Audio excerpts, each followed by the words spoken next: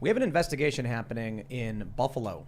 Apparently, before this tragic incident occurred at the grocery store, advance warning was given to several people, one of which was a retired federal agent. So now it is being reported by the Buffalo News that there is an active investigation into whether or not this individual should be charged as an accomplice. Of course, this story is going around because a lot of people are looking into, let's just call it nefarious and malicious means behind the scenes involving federal agents with these tragic incidents that have occurred. I don't believe, I don't blindly just believe the theories that people are putting out, the conspiracies. But I do think it's interesting to talk about because some people seem to think there may be more going on, and I think the information we get out of these warrants an investigation. So guess what? They're investigating this guy. Now, typically when people investigate themselves, they don't find anything wrong, so who knows? But there are a lot of other questions about what happened with the Uvalde shooting, like how this poor kid, a couple days after his 18th birthday, was able to get a credit line or able to get money to buy an extremely expensive rifle, get it delivered and pick it up all in the span of less than 2 days. Some people they want to know. There needs to be an investigation here. But we have more information coming out, and I'm shocked to say, for the first time in a long time, the left and the right are united. They're united in their disdain for the police, who stood in the hallway as they heard the shots going off and did nothing.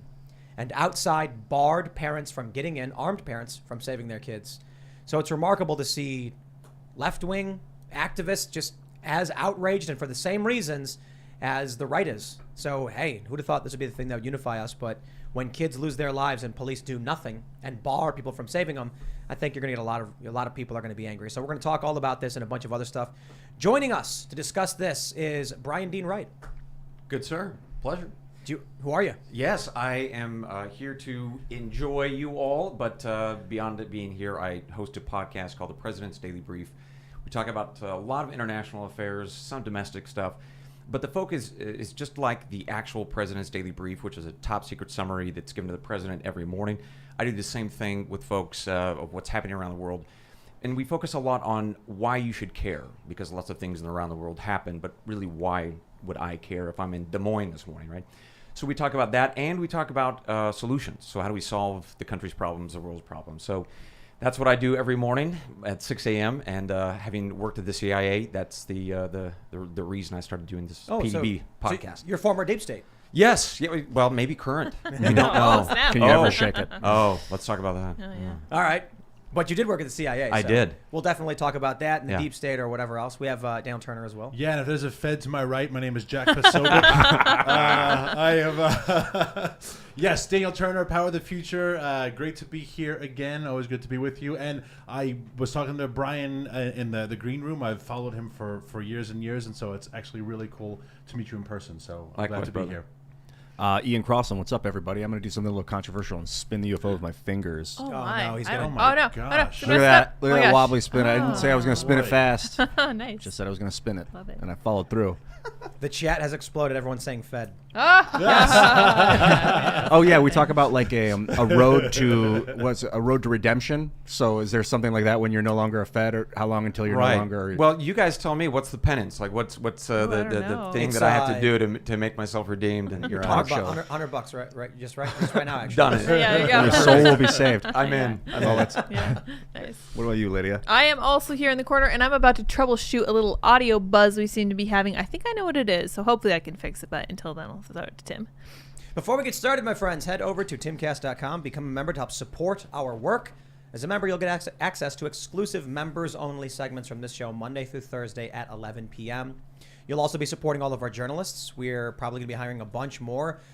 It's just really hard to hire journalists right now because all the good ones have jobs already because they're good and they get paid well for it. I suppose if you look to the corporate press, you're going to not want to hire those people. So, the pool isn't that big, but we're working on it. And you will also be supporting our infrastructure. We use Rumble Cloud Services, of course, because we are actively doing everything we can to separate from the establishment big tech machine, which also means, thanks to our amazing engineer and Andy, our CTO, if you go to the homepage of timcast.com, these streams are now there with the chat and everything. So cool. So if you're logged into YouTube on the same browser, you can actually watch on timcast.com. It all just takes time. We're working on it, but with your support, we will get that job done. And we've got some more announcements coming soon. And I also just want to point out, so we're going to be doing culture jamming as marketing. And right now there is a 70-foot picture of my face on top of the ABC News building. Oh. I was talking to, so we got a billboard in Times Square, right on top of the Good Morning America building. And I was talking to Carl Benjamin of the Lotus Eaters podcast. He was like, congratulations, man. But, how do you track the impact of that? And I was like, you don't, but that's not why I got it. I got it so that there'd be a 70-foot picture of my face on top of the ABC News building. So every time these people are coming to and from work, they can see that I am above them. I don't know if they'll actually care about that, but it's a statement about us starting to move into these culturally establishment spaces. And Kash Patel was talking about how they did something similar. The Daily Wire did something similar. So I don't know if Times Square is really about good marketing. So we're actually planning good marketing, but it's a little vanilla. But we do have some pretty good culture jamming as marketing events planned for the next few months, and we're talking some of the greatest trolls on the planet. And with your support, we are going to generate some press. So don't forget to smash that like button, subscribe to this channel right now, share the show with your friends. It is a lovely Friday night. Let's read this first story from the Buffalo News. Authorities investigating if retired federal agent knew of Buffalo mass shooting plans in advance. They're actually wondering if this dude should be charged as an accomplice. What they're basically saying is that in this I think it was in the Discord, that I'm spelling it wrong. Here we go. The perpetrator shared the information with 6 individuals, one of which was a retired federal agent. They say agents from the FBI are in the process of tracking down and interviewing the 6 people, including the retired agent, and attempting to determine if any of them should be charged as accomplices, the 2 sources with close knowledge of the probe told the Buffalo News. The 2 sources did not identify the agent by name and could not confirm what agency he worked for. I just got to start off by saying sometimes there are racist former federal agents. Sometimes people who are criminals work for different departments, or maybe this guy was in a Discord and did not see any of this information, and that's why he didn't report it. We don't know. But the reason I want to lead with this is because there's a lot of questions around all of these. It's becoming particularly prominent to see on Twitter and other platforms where people are questioning how these things can actually happen. Like, how is it, with Uvalde, a guy 2 days after his 18th birthday, gets one of the best, most expensive rifles possible. What was his training? How could he have afforded it? He was being made fun of for being, poor. Now all of a sudden, so people question this stuff. I think there are simple solutions, simple answers to a lot of these things, but I do think we could not debunk that truly and honestly. We can cast doubt onto these theories. But I think it's interesting. So I don't know. What do you guys think about this? The potential federal agent. I should ask you, Bryan, as you are former Fed. Maybe current. Did you just say current Fed? Yeah, got it. All right. Yeah, look, there are bad apples in every bunch, aren't there? And whether this guy was knowledgeable and actually ignored his own training, which is these folks, especially bureau guys, they know absolutely the signs, the flags, and when and where to report those. So he should have a very special, sensitive tripwire is the point. And the fact that he didn't do what he should have is really odd and frankly disconcerting because it doesn't make sense. Interesting. Some people were, so I can't confirm a lot of what people are posting in these stories, but some people are saying that apparently these guys might have been in Uvalde and in Buffalo in the same discords, or that the people egging them on may have been in the same discords. I don't know. If you go back all the way to Columbine and you look at the investigation into that, even Dylan Klebold, I think his name was, I forget. Klebold. Klebold, Yeah. thank you. But even his family said, he spent a lot of time in the garage. We always heard these loud noises. He was always blowing things up. This is kind of similar in the sense that there are a lot of warning signs, right? Like clearly he's telling people, just like the guy in Texas, told people. He told that girl who he tagged on social media in LA, like, I'm going to do this. If that isn't a sign that there is some clear mental problem, that there's this very blatant cry for help. There's almost the desire to attract attention before the fact. And I think right now the conversation, as it should be, is what else can we do? But I think what we're starting to see now is, well, actually, there really isn't a need necessarily for more laws or more sort of bureaucratic steps. It's just actually to execute what the things that we were supposed to do more thoughtfully, more consistently, whether it's at the schools, making sure doors are shut for peak's sake. If you're a parent or you're a loved one or you're a neighbor and you start seeing this stuff, raise the flag, do the things that we all know that work, right? So I don't know in this case, as we learn more, that we really should have an additional layer of laws or whatnot. It's really just making sure that what we do and have on the books, just execute that more thoughtfully, more consistently. Yeah. And I'll tell you that this issue of training, that's one that I think is really odd on this with this fellow, because he was so young. He just got this gun. It's not a light weapon to work with. So some degree of training, exposure. Where did he get that? That's one of the things that I have been looking at and looking for. Yeah. So when people are pointing out this gun with taxes and shipping and everything was $2,000. A lot of people said, how could a guy who works at Wendy's and is under 18 afford that? Because you'd have to, save up for how long? I mean, I suppose if he's living with his mom, he's not paying anything. But then apparently he got into a fight with his grandma or something over a phone bill. So maybe he really just saved up this money, and then it could be quite simple. A credit card. You turn 18, you get a credit card. If you've got no bad credit, you might get a couple grand on a credit card. Yeah, but then there's a time frame. So I'm not sure if this is correct. I don't know if you guys know. You guys can fact check me. But it was 2 days after his 18th birthday. So he ordered the gun online, and then maybe a week in advance it got shipped in.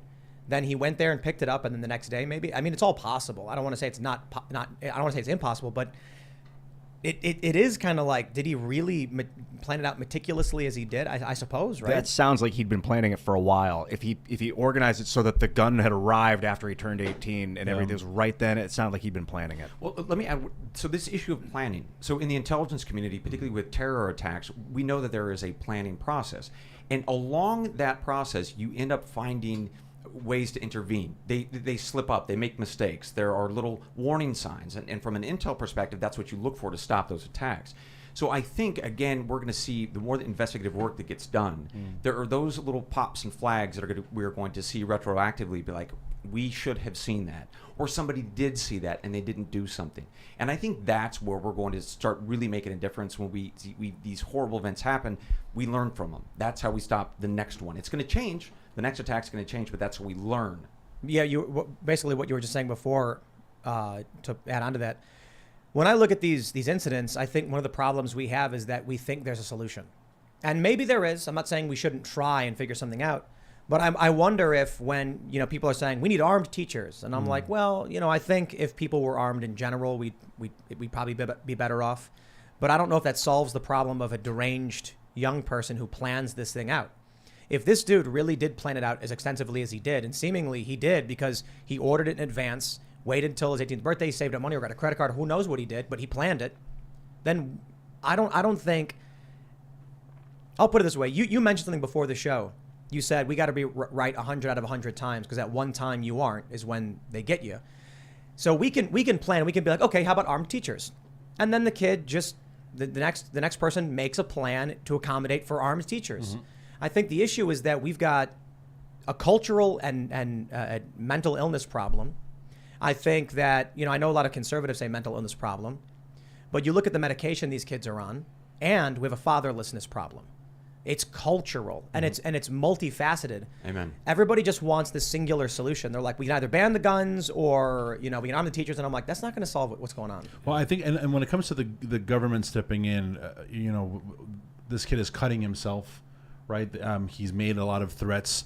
Where's Child Protective Services? And all I'm going to say is I don't even have. It's not even a question. It's more just an observation. But Child Protective Services were showing up to people's parents' house where they refused to vaccinate their kids within hours, right? In the height of the pandemic of COVID, Child Protective Services was stepping in swiftly. So it's just kind of bizarre that the same government services that we are looking to protect children in the case that the parents are not doing their job seem to be kind of absent when this is a very clear case of a kid who is troubled, who is abusive, who is, if you're 17 and you're cutting yourself, you're cutting your face repeatedly, how much more of a red flag law do we need to say this kid is not? But boy, if he had said my parents won't get me vaccinated, holy crap, the Child Protective Services would have been there within minutes. What if he says my parents won't let me get my Adderall prescription filled? Will Child Protective Services come and take him? Will they side with him because he needs his Adderall? Or will they side with the parent because it's unconscionable to give a 14-year-old Adderall? My parents won't let me choose my pronoun. Yeah, my holy gender. How would they have swept in and said the abuse you're creating to this child? So the reason why I'm bringing this up is not to dump on people who are failing at their job. But if you're turning to the government for a solution, I don't think you're going to have any solution that works. Not in this case. It's like state of mind. The government is not good at solving state of mind. You need like a spiritual leader or something like that. I think we are in a culture war for a reason. We have very serious cultural problems. Now, it's cool to see that the left and the right are unified in their disdain for the police over this one. But when you look at how the left has been approaching basically everything, I can say it feels to me the reason moderates and conservatives are kind of united. You've got post-liberal, libertarian, centrists, and conservatives all sort of in agreement because they're actually addressing facts and issues. The left isn't. You know, when it comes to issues of these shootings, they say background checks. I said it yesterday. Okay, we have those. Oh, ban the AR-15. Okay, what about an AK? What about an M1A? What about any other gun? I mean, so many. They're just not saying anything, but they're getting really, really mad. You know, so I look at the deep cultural issues, and I'm sorry if I'm not going to take a liberal's word for it because they believe Jussie Smollett. And now we have this tweet going viral from another fake account claiming that Governor Abbott sent a rep to this guy's house telling him that if, you know, we'll pay you to stand with the governor, and if you don't, we'll criminally charge you or something. It's the most ridiculous made-up fake story, probably by a 12-year-old. Joaquin Castro's tweeting, let me know if you need any help. Pulitzer-winning journalists are all tweeting it out like, I can't believe this is happening. Christopher Titus, the comedian, verified. He's like, Abbott is done. It's like, dude, boomers. I mean, I want to say boomer, but they're not boomers. They're like 35 years old. And Twitter hasn't taken it down. Twitter hasn't flagged it as misinformation or false. It's just... But forgive me if I say the people who believe Jussie Smollett, I'm not going to take political advice from. It's just never going to happen. Yeah. People, maybe a lack of critical thinking, because I think they're still getting facts that's just not right. They're wrong facts, whatever that means. Well, then they're not facts. Yeah, like that the AR Data. means assault rifle, for instance. And then they think ban AR, you're not going to have any more assault rifles. So even if you look at this, I think, from the most hopeful perspective, people need control. And when you have a moment like this, everything feels out of control. So you're going to gravitate to the thing that makes you feel best and most comfortable. And it's AR-15. Okay, that's the bad thing that we all need to focus our energy on. Doesn't matter the nuance or the facts. It's just enough people in the moment of hysteria say, that's the bad thing. There's the one silver bullet solution. Focus on it. And that's just not true. You're bringing up the very correct points. This is multifaceted. Maybe we have a medicine issue or the mental health concern. We have a lack of a father. We have a lack of support in the family. There are so many different pieces to each of these kinds of horrific shootings that to stop and really ask tough questions, not happening. We just want the one silver bullet solution. I want to pull up this tweet from Matt Walsh. Matt Walsh says, absolutely damning. There is no defending this. 19 officers waited outside and listened to children get slaughtered. I hope all of these cowards are sued into bankruptcy. They deserve prison too, but I doubt that's going to happen. Let me read for you this excerpt that Matt posted. The authorities now say that local officers first entered the school at 11:35, 2 minutes after the gunman, and that there were 19 officers in the hallway by 12:03 p.m., but that they did not breach the door and kill the gunman until 12:50, even as they continued to hear him firing. I just want to pause and perhaps tug at your heartstrings maybe a little bit. I want you to imagine being in the hallway, hearing 10-year-old children being shot from a high-powered rifle and with 19 people around you armed. And I want you to imagine what must possibly be going through your head to think, I'm not going to do anything. I can't fathom that. This wrecked me when I read this tweet. It's wrecking me now. I'm wondering what they knew, the cops. Did they think there were multiple shooters? Was it possible there were multiple shooters that they were firing on purpose in there to draw them in to kill the cops? Like, what did they know? I think what was the first thing they said? But they could have got shot. Yeah. Is that what it was? Look, I'll tell you from my view, having worked with law enforcement and the intelligence community, when you're going face to face with really awful, evil people, you just go. And you get into this line of work because you know that you're there because other people can't be or won't be. And so you take that mantle on and you know that you're going to throw yourself into harm's way. And the people who love you, your spouses, your kids, they know that that's the agreement that you have. It's just in your heart. And so, the extent to which this did or didn't happen, I don't know. But I'll tell you, if you had a bunch of guys in a hallway who knew that this slaughter was happening and they put aside their oath and their commitment to those kids or their community because they were afraid for their own lives. While at some level, I think most of it can understand, like, hey, we want to preserve ourselves. When you sign up to be a law enforcement official or even an intelligence officer, you understand that your body at some level belongs to the mission. And you go in and you know that you will sacrifice yourself. That's just what you sign up for. I don't, that it sounds very logical. I don't know that I would be affected in that way. I think the moment I heard screaming and the guns, I'd just be kicking the door in. Yeah. I can't even, I don't think I'd be able to think straight. But that's the point. Most people that I've ever worked with in law enforcement, they come to the table with that orientation in their heart. That's just what they do because they know that they're going to be called on to do that. It doesn't matter who your kids are or your spouses or whatever. When you hear that moment, when you see that person needs to be taken down, you go. And you know that you can put yourself in harm's way. Real quick, sorry, man. Have you ever watched a movie where there's like medieval warfare or ancient warfare or even colonial era warfare? And I always thought Every Mel Gibson movie ever made. every Mel Gibson movie, Yeah. all of them. The Patriot is one of my favorite movies of all time. And I, when I watch these movies, I always see those guys in the front line with the spears or whatever, and I'm like, they know they're going to die. And they stand there knowing they are going to die. And it's remarkable because that's something you choose to walk up to, stand there and say, this is it. Yeah. When in this circumstance, I'm just like, this is the exact opposite of that. Yeah. These are the people who are like, I'm not going in front. And they can hear children being shot. I can't understand. I have run into danger for stupider reasons than that. When I worked for these media companies and we hear the gunshots and we hear the flashbangs go off and we take cover and we slowly try going towards it just to film it. Just to film, because we want to show people what's happening, let alone trying to save the life of a child. My brain doesn't understand this. I just don't get it. I just can't. It doesn't. The brain doesn't process it because even if it weren't the gunshots, if they just said on the other side of this door are some children who were shot, you can't fathom standing there for 30 minutes and saying, oh yeah, there were kids shot on the other side of this door. Like they knew there were people who had been shot. You are looking for triage. You're looking to, so it doesn't make sense. And I'm not saying it didn't happen. It defies logic. Yeah. It defies emotion. It defies human nature. It defies the nature of law enforcement, which does have that race in and save the day. Right. It doesn't compute. Look, you've got left and right publications are essentially unified on this. CNN's reporting they waited in the hallway, 19 people. That's just That doesn't make any sense. I'll tell you, working with a lot of guys in the military, they have told me stories, and no doubt people who are listening and watching right now probably know what I'm about to say in terms of when you've got your brothers next to you, and if there's somebody coming at you, you get up and you fire. You take care of the threat. You do it for yourself. You do it for the people who are around you. There's a brotherhood and a sisterhood that you're in this for the mission. But it's also because you're doing this for your country. In this way, you're doing it for your community. You're doing it for those kids and those families, but you're doing it for your community because you love your community. You want to defend it from any threat, foreign or domestic. It's the exact same thing in the military.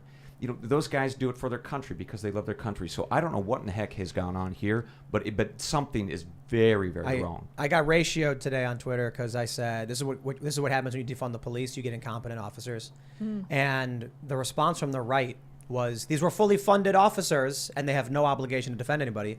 And the left said the same thing. This department was never defunded, and so I'm going to eat that one, and I'm going to own up to the poor wording of the idea.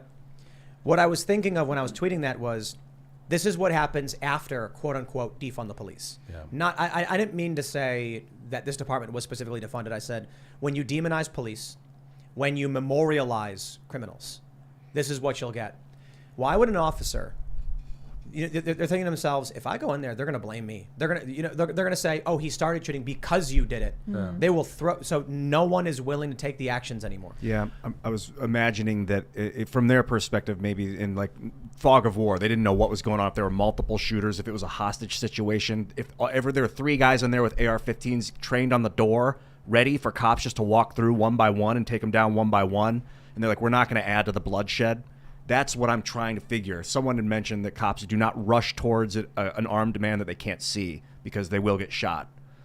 What were we going to say, Brian? No, this idea, though, building on what you both have just said, this idea of risk aversion, right? So if you right now are in a law enforcement capacity in this country, you know that if you step incorrectly, you are going to be under a massive microscope, irrespective of your intent. So could there have been an issue here where some of those people, particularly collectively, are like, oh God, if we do the wrong thing here, or the cameras are going to be outside, and we're all going to get nailed for this? To what extent is there a risk aversion sort of culture developing within law enforcement because of this sort of the woke stuff, or even some degree of actually good scrutiny over what people in law enforcement have done historically? But has it gone too far? Has the pendulum swung too far? I think that could also potentially be something that we're looking at here. Well, the last two Democrat presidents, one being the current and the one before Trump, the day this happened, or 2 days ago, they were talking about George Floyd and talking about the need for police accountability. So when you say, have we taken it too far? Yeah. Who wants to be a cop right now? And this just makes it worse, right? Now everyone's like, you're going to be a cop? Did 19 of them stood in the hallway? And now you have to be collectively joined to that, you're all cops. It's like, I don't want to be part of that type of cop, but I want to be a cop, but not anymore. I don't. If this is what it means, if every time I do something, you're going to subpoena my body cam footage to have NBC edit it in a way that makes me look like the screw you. I don't need this for $38,000 a year. And we desperately need heroes right now. Yeah, we do. We do. Yeah, if in the military, if those soldiers didn't have the authority to mow down civilians at will in the heat of the moment, we would lose every war. Yeah. You need that vicious onslaught. You need it, or you cannot win a war. That's war. But these people, it basically was it was like a war moment of war in the classroom. But I think this is different. But I see what you're saying. You need a certain level of vigor and when it comes to outright war. But when you're in war, it's different from when you're hearing children dying right next to you. I have no words to explain. Like, the correlation is that their authority to be brutal has been stripped away from them. I'm not saying that it's good for cops to be brutal, but I think that in some cases they need to feel like they can be in order to survive. I would only offer, brother, that I think that there is a good thing that we teach both in law enforcement, the intel community, and military, and that is target discernment. So understanding who's in front of you and whether or not to pull the trigger. And I think that a certain bridling of that raw human nature that just wants to throttle and kill, it's not such a bad thing, actually. It's quite good. So some discernment around target selection is brilliant. But your point, and this is really important, in that fog of war, in that intensity, when your adrenaline is pumping, are you going to make that perfect decision 100 times out of 100 times, right? No. And we know that, whether it be in intel, law enforcement, or military, you're going to make mistakes, and mistakes are going to happen. And so that's when I think as a country, we need to be able to have that moment of reflection to say, someone made a mistake. It doesn't mean all law enforcement are good or bad. Or let's be careful with our statements, not to make sweeping generalizations, but maybe a bit more nuanced. But the bottom line, I think that a little bit of target discernment is really important. It's really good. But I think in this case, something just didn't go well. Didn't go right. It's worse than you all realize. It's not just about police who stood back and did nothing. From Timcast.com. Border Patrol team who ultimately killed the shooter were blocked from entering the school by Uvalde police for nearly an hour. Why? Yeah, it doesn't make any sense. These people were, not only were they cowards, but they were obstructing the parents and the Border Patrol. This is something is wrong here. Something's really screwed up. Something is seriously wrong here. Yeah. Now they're saying they thought the children were at risk, and so they didn't want to risk it by storming in or something like that. And now they're saying it was a big mistake. I don't buy it. For you to stand outside that room hearing gunshots, knowing there are children inside. Even if you don't hear gunshots, if you know children had been shot an hour ago, Right. still can't go in. There are kids who were shot inside, can't go in. What do they think was going to happen? Like, after he killed all the kids, he wasn't a threat anymore? He's still got a gun. Look, let him run out of bullets first. That's crazy. Apparently he had like 1,600 rounds? We need right now, for our future generations, heroes to look up to. You know what we need? We need a story about one of these cops, what should have happened, storming in, kicking the door in, pulling out their service weapon, and ending this psychopath, and then telling people about how he risked everything to save these kids, and that's what you want to be when you grow up. Yeah, well, the Border Patrol agent who actually did eventually kill him, right, was getting his hair cut. His wife texted him and said there's an active shooter in the school. Really? Help! And I'm sure you can find that article. And he was in the barber shop. He didn't have his weapon on him, but his barber had a shotgun. Holy He cow! grabbed the barber's shotgun and drove to the school. That's and amazing. He is the one. That's and the story. You can find the story. Yeah. That dude needs a movie. That Yep, dude, yep. and he's the one who eventually killed the shooter. But I'm telling you, sure that you can is- find the Yeah, article. yeah. Let me pull Let's see that if I up. can find That is the culture. I mean, That's having what we been in want. this world for a while, that is absolutely in the DNA of every cop and every military official and every CIA officer that I've worked with. I would say in the vast majority of cases, that's what drives people to show up, is doing exactly what he did. Off duty, wasn't his responsibility, doesn't matter. It was still his mission because it was his community. It was his country. That's what people well dream said. of when they join the forces. Good people dream That's of right. having that moment when they can jump up, grab the nearest available weapon, and make it happen. Well, I wanted to say before we move to this really interesting sounding story, I think that this might be the result of what happened during the pandemic. When they were locking down, they were enforcing all these unconstitutional rules, and the good cops were like, I'm out. Bye. So we're left with cowardly cops who watched what happened during the BLM riots. I don't know if he was the guy who actually killed the shooter. They say it was a CBP BORTAC. Is it BORTAC group? Border tactical? Yeah, that confronted him. But this guy did run in with his Whoa. barber's shotgun. Oh, he saved his wife and daughter. Okay. Yeah. That's But he took his amazing. barber's shotgun. Still, an amazing story. Yeah. These are the guys. Those are the ones that we need to make hero movies about. Yes. Yep. Yeah. I mean, how would you do it? It would be short. Short It's and like sweet. it's just a dad who said, "I've got to save my family." You know. Yeah. You know, again, what I would love to know is about this man's life. What drove him in his life to become who he became? What in his childhood, in his young adulthood, what made him decide that in that moment, sitting in that barber chair, that he has this beautiful family, that he was going to either try to save them, or he would know that as he was trying to save his family, he could be shot and killed, and he would be gone, and his family would have to survive without him. But he still got himself out of that chair, grabbed that shotgun, and ran.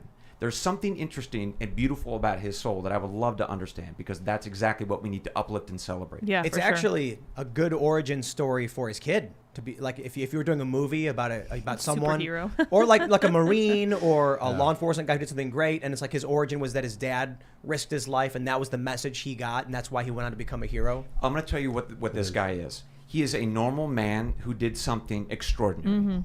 Because that's what, in history of this country, it's not somebody who was born into some fancy family. Right. It was a normal person who was put in an extraordinary situation and did something extraordinary with the power of that moment. I don't know. When I think of the Kerrys and the Bushes and some of the prestigious families of the country, they've done amazing things. Just absolutely amazing, things. indeed. I'm definitely This is- amazed when I think about those Yeah. He things. took his Yes. barber's shotgun. He actually helped evacuate people out of the building. Well, we have Medal of Honor for police, local, state police, things like that. I don't know. Maybe we should. But I wanted to add before we move on, because our chat's full of people screaming Fed, is that this guy worked for the federal government. He worked for the Border Patrol. He wasn't a local cop. The local cops didn't do jack. Deep state. Fed. That's it. I knew it. That's Well, right. Deep State was here to but help us. You raised a great question, though. Is there a Medal of Honor, an award? Will this guy be recognized? It will be curious. The next State of the Union is in 7 months. Border Patrol agent. Whoever the president invites to his balcony is always a very important, very symbolic. I will bet right now that Biden will take someone from Buffalo to highlight the racism angle, because that is what we do in our American politics. He will not take a hero and say, this is a guy who risked everything. He will take a victim and say, and it's because of this country that victimhood like this exists, because you're all bad. Vote for me again. So Yep. that's what I think is going to happen in It's 7 a months. little speculative of me, but I don't think they'll build a statue for this guy. No. But they built a statue for George Floyd. Yes. Pray for us, St. George Who was Floyd. on fentanyl at the time of death. Indeed he was. Oh, more than that. It was no Yeah, good. 5. Nah, he should not have died. I mean, I'm not trying to say that in any way, but we don't want to make those guys heroes. No, George Floyd died, and it's victim. tragic. And in many ways, I also think that he was a flawed human being. We don't want people just to die, but we don't tell our children to look up to the people who are dying in these tragic things and who have lived pretty bad lives. We want kids to look up to this guy, Jacob Alvarado, I don't know his name. who was getting a haircut. Yeah. And then decides he gets a text from his wife. That's the story. And then says, she says, I love you. And he rushes in to help save I mean, he wanted to save his family, but he helps evacuating a bunch of other people too. Get Jacob Alvarado on the show. That is a great idea. Might have to try that. Yeah. I think and you ask him the question: where'd you come from? Well, What's he's your also background? CBP, so I'd love to talk to him. Oh, for sure. Yeah, we'll get a lot of questions. Yeah. Yeah. He'd be a great guy. Ask him if they really whip people when Oh, they yeah. cross the border. That's what I want to know. When you're on horse. I went to Austin, and I was staying at a hotel and flipping through the channels. I can't remember which news station turned on automatically, and it was this documentary, and it was just the weirdest Jussie Smollett level hoax, BS, leftist propaganda. And it was playing this dark music and showing all these awful photos of like Trump supporters and Trump looking angry. And then it showed the Border Patrol guy with the rain, Please. where they tried to convince people he was whipping them. It's just not real. No. These people believe Jussie Smollett hoaxes every single day. Jussie is free again, right? Like, is that? That's what I heard last He hasn't night. been put back in jail. Well, that's For what I the heard time last being. night. He's still, But you know what's not He's got a fake is movie the coming deep out. state. They're No. real. Yeah, for sure. So am I going to be run out of this place? Is that No, what's going to happen? no, absolutely not. I prefer the term administrative state. There you go. Yeah. Yes, Speaking of, That's you right. were part of the administrative state. I was. What, That's true. Why did you leave? Two reasons. The first was my brother was still is an alcoholic, but needed to be in rehab. So I left to go make a bunch of money to get him into rehab. So thank God he's sober and doing better now. The other was I saw a lot of people who no longer were there for the right reasons. I can't talk a lot about the programs that I was involved in, but the upshot is that they were lying to the White House and the NSC and the oversight committees about how successful we were being at certain things. And I was like, you guys, this is incorrect. And they basically just told me to go F myself, right? So after a while, you were baptized as I was, born and raised in rural America. My family loved the country, and I've cousins who joined the military and all that. So joining the CIA was an extension of that. So you would have thought, as I did for many years, that everybody would want to remain committed to the mission, to the country. But then I got to this level where I'm involved in various programs, and I'm watching them lie to our elected leaders, which I don't know, in hindsight, like how naive of me not to think that some of my colleagues would lie to protect themselves so they could get promoted, right? But it was so just disheartening that I was like, I'm not going to spend another 20 years of my life around these people who aren't here for the right reason. I got it. I'm out. I'm done. So do you think, does the CIA have a little bit of an Enron problem where the numbers are inflated, but everyone likes the concept of the result, and so they're like, yeah, this is great. So in insider knowledge here, every 2 years or so, people rotate out of positions. So you want to be able, in your evaluation, you want people to say, oh, things were better than when you got here. Nobody wants to say, hey, when I got into this position, I actually did a little bit of scrubbing, and this is a bunch of bullshit. The programs that we're telling the downtown, that is to say the White House and Congress, that are all great, actually they're garbage. Nobody wants to be that guy. So everybody waits 2 years and then leaves. So everybody kicks this corrupt can down the road. And so that's what's happening inside the agency to this day. So term limits for administrative state. This has been brought up to me multiple times, and I'm a fan. What you're saying is absolutely solidifies my belief in that. If they're waiting 2 years to get in a promotion or and they'll just say whatever they need to say, I mean, that's the deepest, darkest crap. So whether it's, so I don't know what the solution is other than you've got to have more sunshine into those kinds of systems, and you have to have people raise their hand to the inspectors general, et cetera, to say, hey, there's an issue. But ultimately, this is about the House and the Senate, the oversight committees and their staffs knowing what questions to ask and holding the people in power to account. And that's true with the FBI too. That's what has failed over these past number of years with all these FBI agents who did this ridiculous crap in Michigan, setting those guys up. We saw it with guys like John Brennan, who knew damn well that there was no Trump-Russia collusion. But he left the agency and he went around the country for 2 years saying it was all but true, if not absolutely true. And he knew it wasn't. I knew. James Clapper as well. Sorry to cut you off. Yet another one. Clapper, when they're talking about the PRISM spying network that they had uncovered and asked if they'd been spying on American people, his response was not wittingly, knowing full well, yes, you have been spying on the American people. They built a big station, like a big building in the middle of nowhere to do it. Under oath, he perjured himself. Congress did nothing. Here's what the deep state is. I'm going to give you an example. A guy named Aldrich Ames. He was a CIA officer back in the 1990s. And he decided he was going to spy for the Soviet Union. And so he did. And then he was caught by the FBI. And they asked him, Aldrich, why'd you do it? And he said, because I know what's best for this country and its national security, and I'm going to act on it. So the deep state are these people who have profound powers who decide that based on their own politics, their own beliefs, they're going to do whatever the hell they want to do, irrespective of the law, and then they get away with it. So was it like a corporate governance, basically, that got built in 1946? Is that right after World War II? Eisenhower basically put this thing together? That's the upshot. Yeah, through the Second World War, there was something called the OSS. That was kind of the External Intelligence Service, and then obviously the FBI preceded that. But it was this. There was a need for foreign intelligence to understand what our adversaries are doing and to get ahead of that, right? So I get the need, and that remains. But the problem is when you give people any human power, some percentage of them are going to abuse it. And the more power that you give them, at some level, you're going to have more and more people who abuse it. It's just the nature of humanity. So how do you bridle that? How do you manage it? And there are different people who answer that in different ways. Maybe you don't do it at all because it's just too risky. So you get rid of the CIA altogether, or you manage it better. I always wonder if the deep state is and correct me, the organization itself is so big and so well entrenched that by the time there's a new president and they switch out John Podesta for who's the guy now? Bill Burr's the comedian. Yeah, hopefully it'll be Bill Burr. That would be fun. Bill Byrne, right? Right. I mean, by the time you swap these people out, doesn't matter who's at the top. Like, I'm doing my thing, and he doesn't know I exist. I know who he is, just to stay out of his hair. Is there some truth to the fact that the apparatus is so big that the people at the top, they rotate and no one cares? That's absolutely true, and this gets back to the point that was made about the whether it be term limits, even in your bureaucracy, your mid-level guys, or it's just a size issue.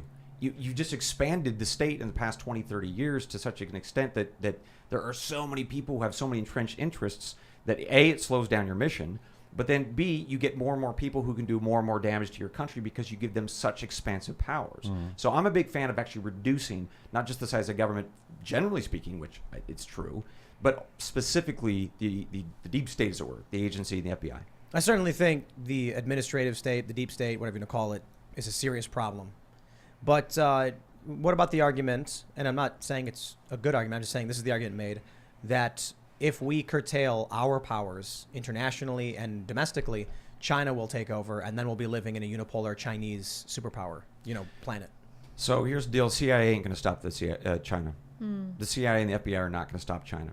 The FBI starts at least 10 cases every day against China right now. We have over 100,000 Chinese nationals who come into this country every year. So the issue isn't, it is like a dam that is bursting. We're trying to put our finger in it to stop it.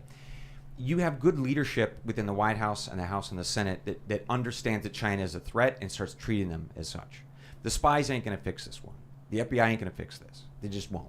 So we don't need to expand the administrative state to fix this problem. It's a political problem. You have to understand that China hates us. They're trying to destroy us. We are their enemies. And so you start changing that relationship. So, for instance, you take your damn economy out of China. Do you think Trump could have stopped China? I think he tried with his trade deal. I mean, he basically said, look, you guys start buying more of our stuff because you're stealing our stuff, right? So that's the thing that right now people are forgetting. Biden is actually thinking about getting rid of the tariffs. But Trump actually said, look, no, the tariffs ultimately are about saying to the Chinese, you still steal billions of dollars of our economy, our intellectual property every fucking year. So you're going to start paying more through these tariffs, or it's a penalty, right? So now Biden's going to get rid of them. Well, then what lesson have the Chinese learned? Yeah. They can keep stealing our stuff. So my question, I suppose, was if Trump was working towards ending this expanding dominance of the Chinese economy and taking of our infrastructure, our manufacturing, things like that, I should say, our economic infrastructure, and the spies weren't able to stop it, but they were able to stop Trump, they effectively propped up China. They've secured our doom on the global stage. Yeah. I will point out it's not China, though. It is the CCP, the occupying force of that land. Well, amen. Actual Amen. government of China is the Republic of China, located in Taiwan, and they are on very good terms with us right now. What would the deep That's state correct. say if China... Ian, you are right. Thank you, sir. What would the deep state say if China unleashed this, like, let's just call it a virus, and like it went worldwide? Would there be penalties according to CCP? FCCC. The Chinese people are, man, they're stuck under that totalitarian They are. occupying force for real right now. And Mao seized control. But removing the economy from China, we saw during COVID how 95% of our pharmaceutical is based in China. Nothing has been done to change that. Now we look at similar geopolitics. We look at Ukraine and we say, boy, this was really bad that we import 60% of our fertilizer from Russia. Nothing will change about that. We used to produce our own pharmaceuticals. We used to produce our own fertilizer. The whole Gulf Coast was where we got them. Why did we ever move these industries overseas? And show me one person in the Senate, and there are lots of pro-America, I hate China, I hate Russia senators, and they're all on the right. Show me one of them who is making a concerted effort to say, I don't care what the global market says, AstraZeneca, Pfizer, Merck, fertilizer. All of you have to come back to America because there is a geopolitical and national security risk to having these critical. You want to get your olive oil from Italy? That's great. Get your cheese from France? Totally cool. But your fertilizer can't be made by your enemy, nor can your aspirin. But there is not one serious piece of legislation to bring or movement to bring all these things back to America. None whatsoever. We'll just watch China do it again and say, wow, that was really bad. But, thanks for my iPhone. So this is, maybe I'm just, to be honest, a surface level dude. I'm sitting here reading the internet, thinking I know so much about, geopolitics and international conflict. And I assume there's probably some CIA or FBI guy sitting in his office with all this classified information, just laughing, being like, oh, if only you really knew. Maybe that's the case. I hope. But I do because I want to believe. Right, exactly. I want to believe they're sitting there saying, like, here's why we had to do what we did, because we are concerned about China taking over. We are concerned about these Uyghur camps. We're concerned about the Belt and Road Initiative. We're concerned about oil exploration in South America. But really what it feels like is Trump derangement syndrome went viral within these agencies. Trump actually was doing things that were good on foreign policy, and they stopped him. And that's the problem of the deep state, the administrative state. You know what the media tries to do? They try to make you think the deep state is a cabal of people who meet below D.C. with robes on and have like a pentagram on the ceiling. No, it's just that people who get jobs. That's Hollywood. That's Hollywood. Yeah. What it actually is, that's why Ian brought up administrative state as a better term. Yeah. It's people who don't get fired. They're working there for 20 years between a bunch of different presidents, and Obama gets elected. He sits down and they say, here's what's happening and here's our plan, and the president goes, okay, I guess. Dude. And so they just do whatever they want as long as they want. J. Edgar Hoover was the head of the FBI for 48 years, 47 some years. Like, he ran the country. He was running the country. 47 years he was the head of the FBI. I mean, I've never been in the FBI, but I mean, what's the power? I would imagine that power level is immense.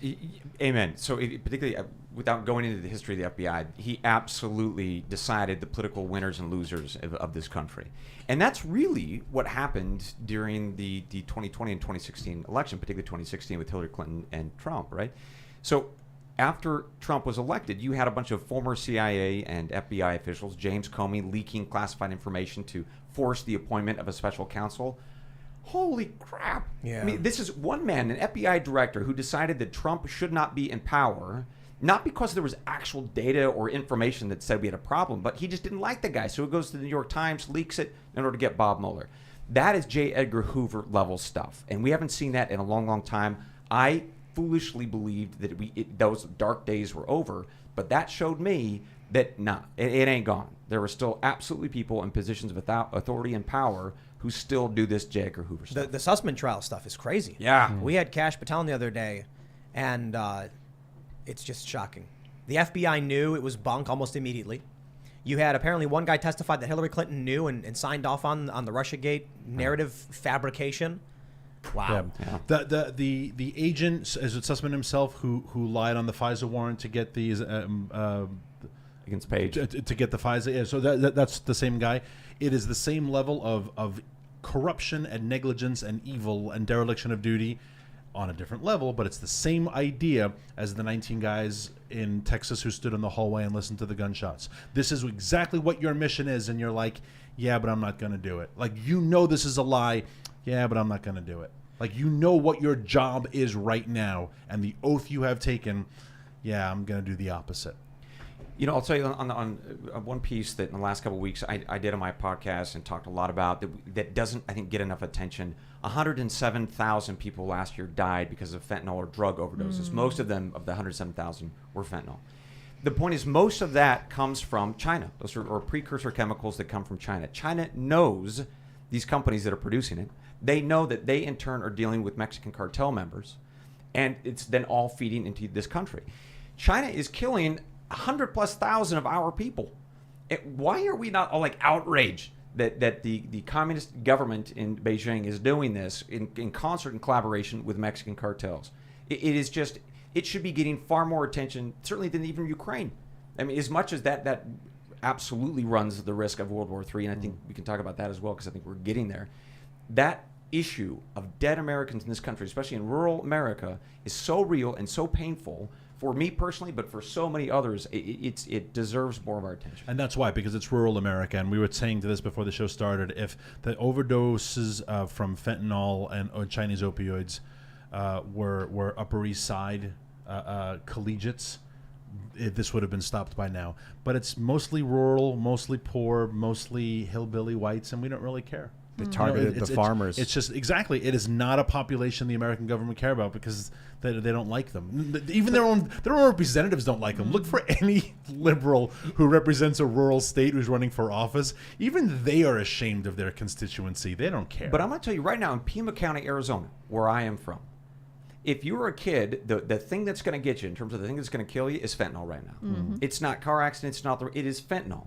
And Pima County is not a rural, white hillbilly area.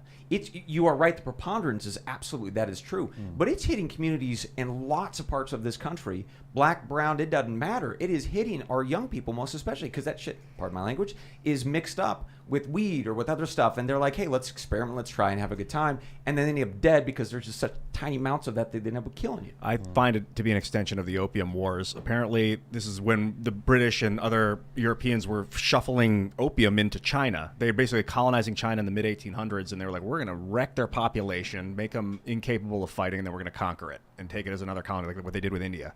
But the Chinese eventually fought back and pushed them back to the coast and off and into Taiwan or Hong Kong or these islands.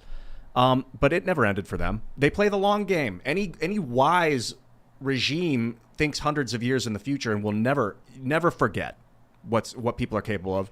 And that's what they're doing. They're sending it into Mexico, like you said, with the cartels, using them to run it up into the country. They're destabilizing our youth. You see it in the, dysphoria movement. You see in the shootings.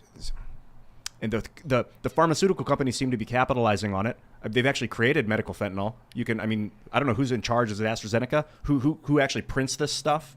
This stuff that they're working, colluding with the CCP. I want to talk to you guys about guns. Because I had this tweet. It's Friday, so I want to talk about my tweet. Oh.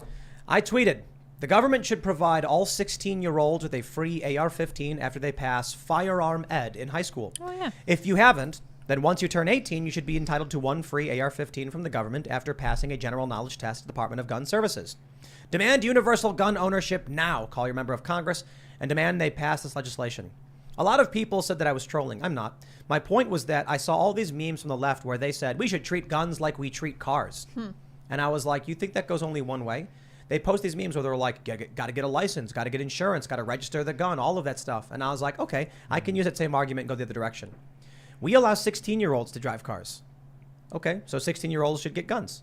We also have gun rights in the Constitution. So you want to argue for universal health care? I'll argue for my universal demand as well. Government should pay for my guns. But let me tell you where the juicy part of the tweet is at. Karl Marx said, under no pretext should workers surrender their arms and ammunition. The true leftist position on guns should be an armed workforce and the government providing guns to the people. It's just simple logic. Karl Marx, right? He said, never surrender your arms and ammunition. Well, if you're a socialist, you don't think capital is going to fund the creation of these guns, do you? It's going to be the government, and they're going to provide it. Tim, did AOC retweet this? Is that what I'm seeing? Did she like and retweet this? No. What I'm saying. No. She will. No. That's strange. Why not? I think the only problem I have with this tweet is that I don't think getting your gun from the government is the best thing because if they really want to conquer you, they'll make the gun have a defect and then give it to you. And they know how to exploit the defect in the I'm weapon. not saying the only place to get the gun. Oh, okay. I'm saying you get a free one. So it's a net positive. Oh, okay. And you'll probably want to get it checked out. But universal gun ownership. They want to argue for universal health care. I'm like, okay, cool. Well, they say health care is a human right. I say gun ownership is a human right, right? Mm-hmm. Okay, well then the government can pay for it and give everybody guns. There we go. Any objections? No. All right, there it is. Your right to own does not dictate a right to receive. Well, of course, I agree. Okay. Yeah. Sorry for the logic. I think my only question is at the 30,000 foot level, what are we considering the age of adulthood? So if it's 16, and I know you can drive at 16, some places in rural, you can get your a farmer's license to drive a heavy equipment at 14. Yeah. Can't go on the road, but you can drive a $500,000 combine, right? It's pretty awesome. But there's another movement, though, to move the gun ownership age to 21.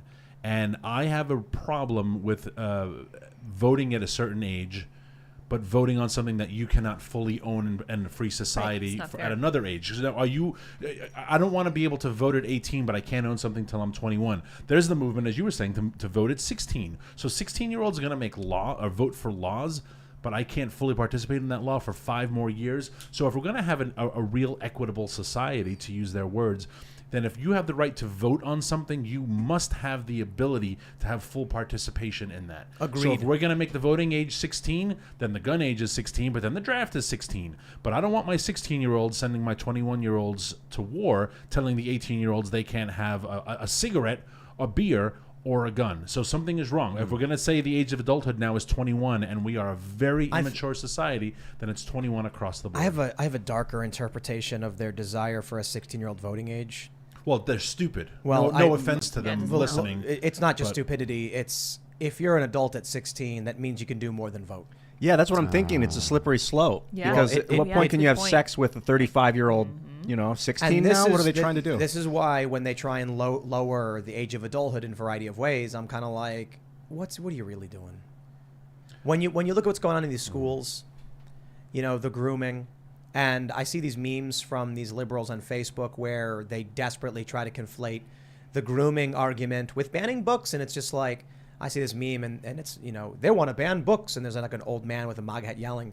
And I was like, I think they were concerned about the graphic depictions of adult activities in those books that were available to children. If you're defending that, Yeah. and you're doing it out of ignorance or it's willful, then either way, the outcome is the same. When you come out and then say kids should be, participating in governance at 16, it's like you're creating a threshold for which we reduce the age of adulthood. Look, I don't know if 18, where that number comes about, because it certainly 200 years ago was, you were 13, you're considered a man or whatever. I don't know if I agree with that. 18 kind of feels okay. Gun ownership and all For these everything, things. yeah. You can be under 18 and have a gun if your parents take responsibility for it in most places, like in Wisconsin and stuff like that. I mean, growing up, family farm, we hunted, from when I was a very young boy, but that was part of our culture. We were taught how to use a firearm, respect a firearm. And so it's this idea that a 16-year-old couldn't or a 14-year-old couldn't, use a firearm and be taught how to use it thoughtfully it's bizarre to me, because I grew up in that culture. Yeah. Yeah, so I was shooting from the time I was like 10 years old. Yeah, My dad right. took us. We had like a little shooting range in our back 40.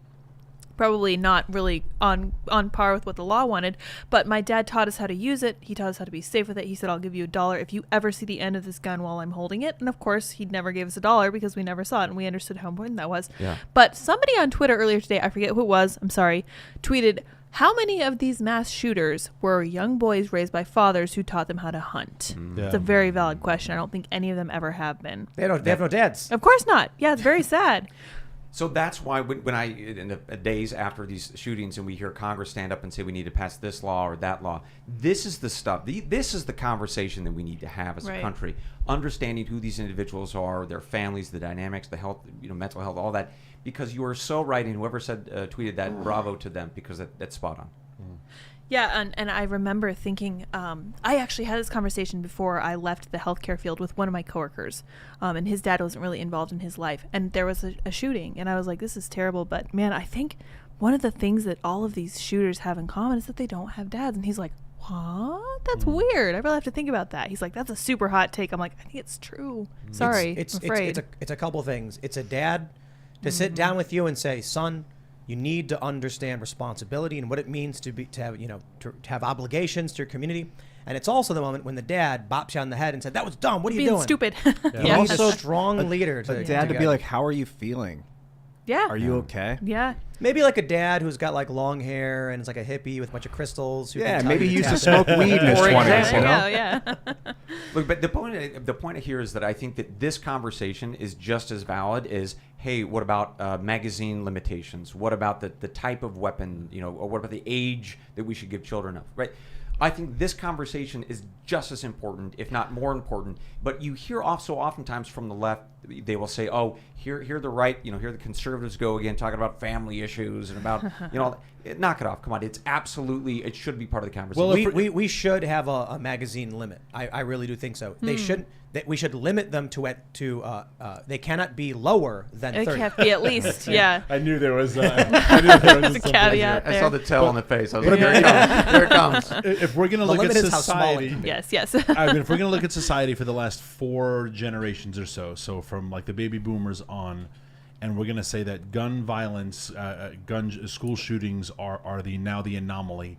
Well, we have to look at that in context, right? And that's just all they want to look at is like, wow, suddenly there are incidents of shootings at schools, therefore it's a gun problem. Well, what else is happening concurrently, right? I mean, you can't just take one statistic and then isolate it. And when you look at everything else that's happening, clearly fatherlessness is a huge problem. Sexual perversion is a huge problem. What I love about libs of TikTok, which is why they got banned from Twitter, is I just wish you would find some liberal teachers who are so enthusiastic about math and science as they are about their genitals. Yeah. These teachers, Indeed. these teachers Valid. make nonstop videos about telling their kids, and I told my girl, and it's like, dude, like, do you ever talk to them about reading? Right. So if you look at it, again, all these millions of statistics of 5 generations, you can't just look at the shootings and say, wow, that's an anomaly. It's a gun problem. There's lots of other things that are spiking.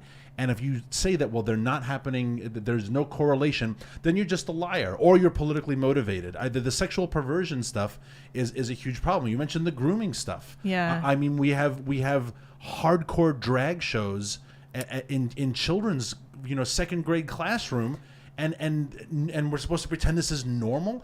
Quite frankly, and this is going to sound hard, and I don't want it to come out the wrong way, I'm surprised there are not more school shootings because our kids are so messed up in the head. They're told boys can get pregnant.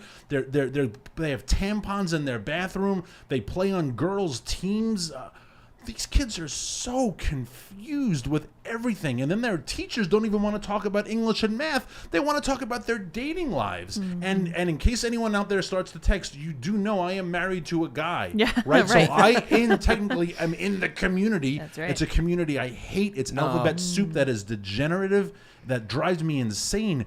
But we have to talk about these things. You're the way the oppression Olympics go, you're out, Daniel. I'm not a good one. Yeah, you're a Not a victim. white but, man. But I mean, there is a role for me to play in this because a lot of people, you cis people can't have these conversations. The cisgender You are people cis. can't. Cisses. Am I cis? Yes. Oh crap! What does cis mean? So Not trans. Not trans. Yeah. So Ian and I, for Oh, instance, good. would I be- am cis. I Yeah. knew I was somewhat It's- What up, normal. cis? What you mean to say is cishet, Yeah, not cishet. cisgender, heteronormative. Yeah. You are not Heterosexual. heteronormative. Yeah. None of those things are real. I know, right? I thought I was Irish. Yeah, Virtual right. reality. All of these different words, I don't even know what they mean. They don't even have meaning. People Well, create well, them. They don't have meaning. I got no problem with that. To be That's to how be language honest. evolves, yeah. If a group of language evolves. If a group of people are like, if someone isn't trans, what are they? They call it cis. It's like a math thing. I'm like, I literally don't care what words you use as long as Fair. we're effectively conveying ideas to each other. Are we? But the problem is, it's not just the creation of new words. It's the corruption of existing words. Yeah. Like racism, right? That's been a huge problem for a long time as to what racism really means. Now, people can come out and say cis and trans and whatever, and I'm like, as long as I understand you, we can have a conversation. But we don't understand each other anymore. Ricky Gervais is being canceled from Netflix because of his transphobic jokes. But they're not transphobic. But no, there are jokes about trans people. There are jokes about Polish people. There are jokes about people. Catholics. But he didn't get booted, did he? Well, they were threatening to pull him. I'm sure Netflix can't afford to have any no, more. Netflix problems. fired their diversity people. I'm pretty sure he's safe. He's safe. Hope so. Yeah. Hope But so. I mean, it's not a transphobic joke. It's a joke about trans people. And if you're getting made fun of, welcome to the friggin' club. It's like I remember talking to a Mormon Mormon when Book of Mormon came out, and he was saying that he found it very offensive. Book of Mormon. I was like, as a Catholic, let me tell you, it's about damn time someone else's religion was made fun of by Right. mainstream culture. So welcome to being like everyone else. Yeah. You know, That's what he said. Ricky Gervais said he thinks trans people should have rights and be treated like everyone else, and that's why he's going to make fun of them. Boom. He's like- that's he- what he- true equality is. right. It is. It means if everybody is equal, then everybody is fair game for being mocked. I talked about this a little bit on Pop Culture Crisis a couple days ago, where we were talking like if a soldier loses a limb in the military in a war or something, you don't like you losing your you don't smash people for what they don't have, but. And maybe people feel like that. They're like, I'm not normal, so you're making fun of my non-normalcy, and that's really like getting me where I can't defend myself. I get that, but at the same, I don't like making other people the butt of my jokes. I kind of stopped doing that just in general.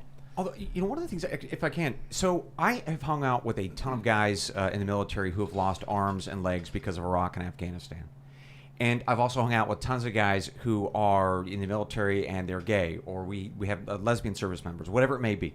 The way that you know that you are in with that group is when somebody makes a crack at you. Yeah, that's right. I was with a guy, about 15 guys at Black Rifle Coffee Company. Most of those guys that they hire have lost limbs. They some of those guys, when they walk in, they'll be like, their legs, their arms are really loud and noisy because they're half fucking robots, right?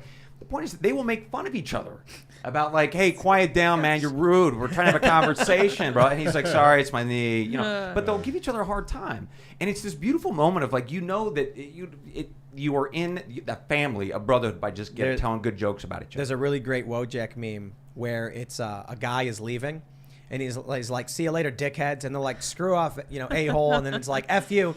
And then as soon as he's gone, they're like, "That's a cool dude." He's such yeah, a man, good guy. he's Yeah. great. Yes.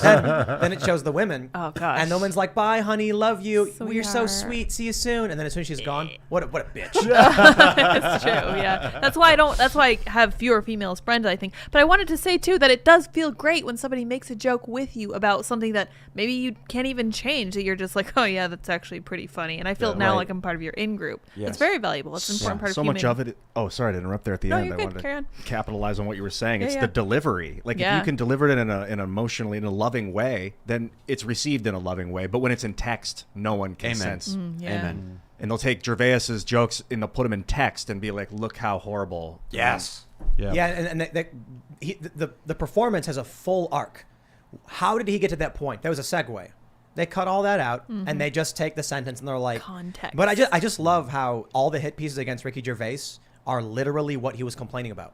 Yeah. He was actually talking about the woke cancel culture and how they're demanding special privileges because they don't want to be made fun of. But he was like, but everybody is equal, so we're all going to be made fun of. And then they write articles saying he's a transphobe and he's violent and he's dangerous. Absolutely absurd. Yeah. Yeah, but I mean, the alphabet soup, which is really run by just communists, like all minority groups in activism right now, you can't have it both ways. You can't say this immutable characteristic makes us so special and so unique and so different that we have to celebrate it, but we also want to get treated like everybody else, right? If you want to get treated like everybody else, that stinks. Because when you're treated like everybody else, you're standing in line, right? We all want, the Emerald Club status at the airport so that we can bypass all the lines and we can have a fancy drink. But equality is not fun. So the Alphabet Soup people, like, we want our special, and God, it's almost June 1, and then I have a whole freaking month. No. Oh, But don't worry. Flip Just- your Ukraine flag and put up That's right. your pride flag. rainbow Just, flag. just unfollow all the brands and follow the Saudi Arabian ones, and you're good. Yeah. That's flag's a life waved. hack. I love it. You said something earlier, Daniel, I thought was really interesting, where you said you were almost surprised that there weren't more shootings. I am. I don't want to take away too much from where we were headed with the jokes and Ricky Gervais, because I love this conversation. But I've had that same thought. Like, why is it not? But then I'm thinking about people driving on the road and how so many people drive past each other all day on the road, over and over, these hundreds of miles, 140 miles difference, 70, and they don't hit each other because they don't want to. And most people don't want to hurt each other. No. It's very, very, very rare, and it's more of an aberration on these kids that's causing it. I'm actually not surprised that there's. But That they're look- trying not. People don't want that. That's like Look at the a tribal desperation conflicts. tactic. It can reach a point. So Northern Ireland, for instance, I remember I was getting a tour of Northern Ireland, and there's like a memorial for when, a group of guys went and shot and killed another group of guys. And, on one side of town, they're like, these guys were heroes. Another side of town, like, these guys were villains. And it's just like, there was no reason to do that. They didn't earn or gain anything. It was just pure tribalism. You can look at the literal tribalism with, what we've seen in Africa, where one day one tribe goes out and starts beating and killing the other tribe for almost no reason. Just the hatred within them. When you start to see some of these tweets where there was one guy who said, I wish all Republicans get cancer and die excruciating deaths, it's getting scary. It's getting to this point where, you turn on the TV and MSNBC is not even trying to talk to you. But I mean, even we do it. We know there's a group of people who don't care to watch us or even listen to what we have to say, so we just eventually tune them out. But this creates separate spaces, which is ripe for developing a hatred more and more for the opponent, for the other. And that's the problem with a lot of our elected leaders. And Biden is president right now, so you can say, well, if you tell me Trump was president, that's a hypothetical. Biden is president, and he had his moment after this shooting to say something, and what he chose was nothing but division and attacking his political enemies. He did not offer the slightest sense of healing, of sorrow. He didn't even evoke the names and memories of these kids and talk about, just an evil in society. He talked about the NRA, and he talked about Republicans who won't pass comments. He resurrected 40-year-old talking points. It might have been the election of 1976, right? And so I agree with you. We are falling into these rival camps, but if our leaders don't start, I want to pull up this tweet thread from Zach Seward, who is I believe he's the editor-in-chief at Quartz, who posted one of the most deceptive, falsely framed articles I've ever seen. Such a lie. It's a really good example of the problems we face. Yes. Before I start this by criticizing the mainstream media for lying to you, I want to point out that there absolutely are conspiracy theorists and lunatics and cult members on the right. They exist, but they're not VC funded. They don't have investors who are giving them all of this money. There are some small right-wing outlets, conservative outlets that do get funding, but they're not nearly as bad as this. They wrote a story. We ordered the same gun used in Uvalde. Here's how easy it was. He says it was just like ordering groceries. Click, checkout, done. He's getting roasted for this. Seriously. Because while in the piece it does mention you have to go through a background check and all that stuff, the way they frame it is incredible. Take a look at this. He says, at no time were we asked for proof of age or of a clean criminal record, both of which are legally required to buy a firearm. That will happen when we pick up the gun at our local licensed dealer. That's right. The headline is everything. Here's how easy it was. They're trying to convince you. Not only that, but he goes on to say it was an assault rifle. He says, some people don't know how easy it is to go online and buy an assault rifle. He didn't buy one, though. He did not buy an assault rifle. It's just a misrepresentation.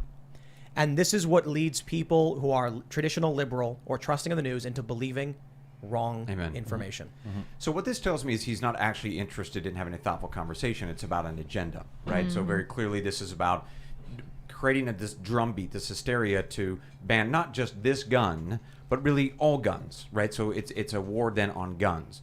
And if in fact that's the idea, then the question becomes, particularly from that outlet that we know is a lefty outlet, why do they want to remove all guns? Is it really just about trying to save the kids in school? I'm not so sure that's true. I think most people would say there's probably another agenda here. So that kind of headline, by the way, we know that Americans rarely read down into an article. I think that it's around 60 or 70% of people only read the headline. And then the remainder of that is only the first paragraph. So I think 3 or 5% of people actually read the whole story. So these folks know that. I want to give a shout out to a journalist. This is a story I covered just almost 3 years ago. I remember this. From Business Insider. This journalist wrote, I tried to buy a gun at Walmart twice and roadblocks left me empty-handed both times. This was actually a good story. And I give credit to this journalist. She had misconceptions about what buying a gun was like. She went to a Walmart and said, I'm going to see what happens. And when she got roadblocked, she wrote that she was. Good for her. This is like one of the biggest segments I've ever done. It's got 2.7 million views. I'm surprised, but I didn't criticize her and mock her. I was like, this is great. A reporter actually decided to investigate what it's like to get guns because they weren't familiar with it. And they were honest with their audience about not being able to buy one. That's the reality. Yeah. Well, the shocking thing about Quartz is that there are 24 outlets just like that, right? Between Courts and Axios and Mother Jones, and you just go on and on and on, and they're all the same, and they're all funded by basically the same venture capitalist, lefty ideologue billionaires. They all have the same agenda. They're all intermarried, right? Which is weird. They all know each other, kind of like the one conspiracy, not conspiracy, the one thought as who the leaker is of the Supreme Court document when went through of who's married to who and who was a bridesmaid at whose wedding. They all know each other. It's a caste system. There's no one there are very few outlets on the right of this side. There are a couple, right? We know them, the Beacon, the Daily Caller. They're great publications, but they're paltry in number compared to the left. And you look at the funding that goes into these left-wing Democrat or whatever publications, hundreds of millions of dollars. And then you look at right-wing publications who sometimes get some funding, but not really. Yeah. What was that CIA program where they were working directly with media? Was that Mockingbird? Yeah, I think it is. Is it yeah. There's two of them, I'm pretty sure. I thought you were going to ask me about the time that we operated on the cat, and the cat was going to be actually a listening device. Oh, Did it- yeah, I did it remember survive? that. That's It's another one. interesting. Is that true? That's a real thing. That is true. They tried. We did that. And people love I'm cats. sorry. They let So them into their everybody bed loves at night. cats. I'm so sorry. They tried like implanting a microphone in the Yes, cat. so this is what they did. They actually put the listening device in the ear, and then they used the antenna, and they built another part in the back, kind of in between the shoulders. And what they did is they took the cat, because hey, it's just a cat, it's innocuous, and they took the cat and they set it next to two gentlemen to test it on a park bench. I know what happened, I think. And unfortunately, Kitty did not stay there Of on course the park not. bench to listen. Cats He's do an what effing cats cat. So Cats the do cat stuff. ran, unfortunately, in front of a taxi cab. Oh, no. Oh my gosh. Oh. And Cat didn't want to be part of it. Nope. The kitty Good for the Thank cat. God. did The not Right, yeah. survive. Ultimate The sacrifice. cat did So- the honorable Eject You authority. can't Authority. force a cat to join the deep No, state. you No. can't. No. You can't. No, do they that. are individuals. so. No. sorry. But speaking of Mockingbird, which I brought up, what the heck? This is from 1948. I mean, this has been going on for a long time. The CIA, Well, basically, it right was- after formation, was like, we There got to were- control the media. It's not we just gotta get in with the media. Mockingbird. We talked about this with Luke Radkowski of We Are Change.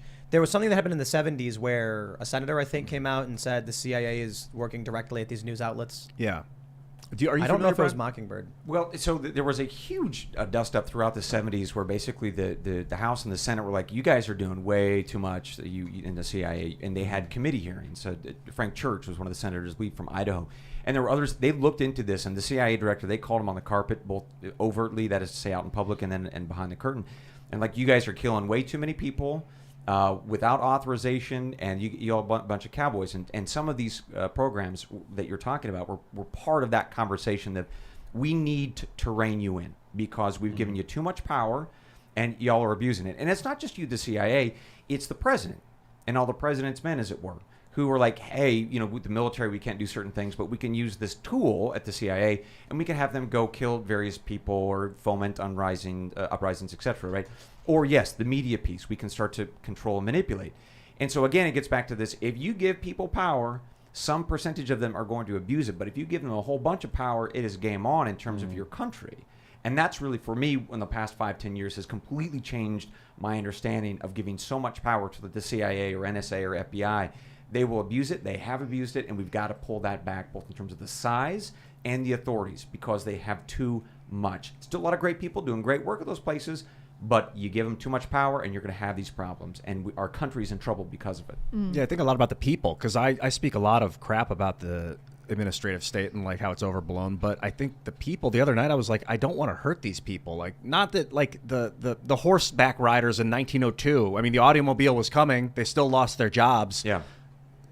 I don't want to see these people lose their gigs. And the problem is when they're the ones that control the assassination attempts, so anyone that's going to try and unseat them from their gig is a real threat. It has a big, like, yo, you don't want to anger people that control the button, like, basically. Yeah. But if it is, I mean, you think we'd be better off without these organizations? I think of the Fed in Michigan who's doing a covert op, and he's on a chat room with some guy who's like, I hate Governor Whitman.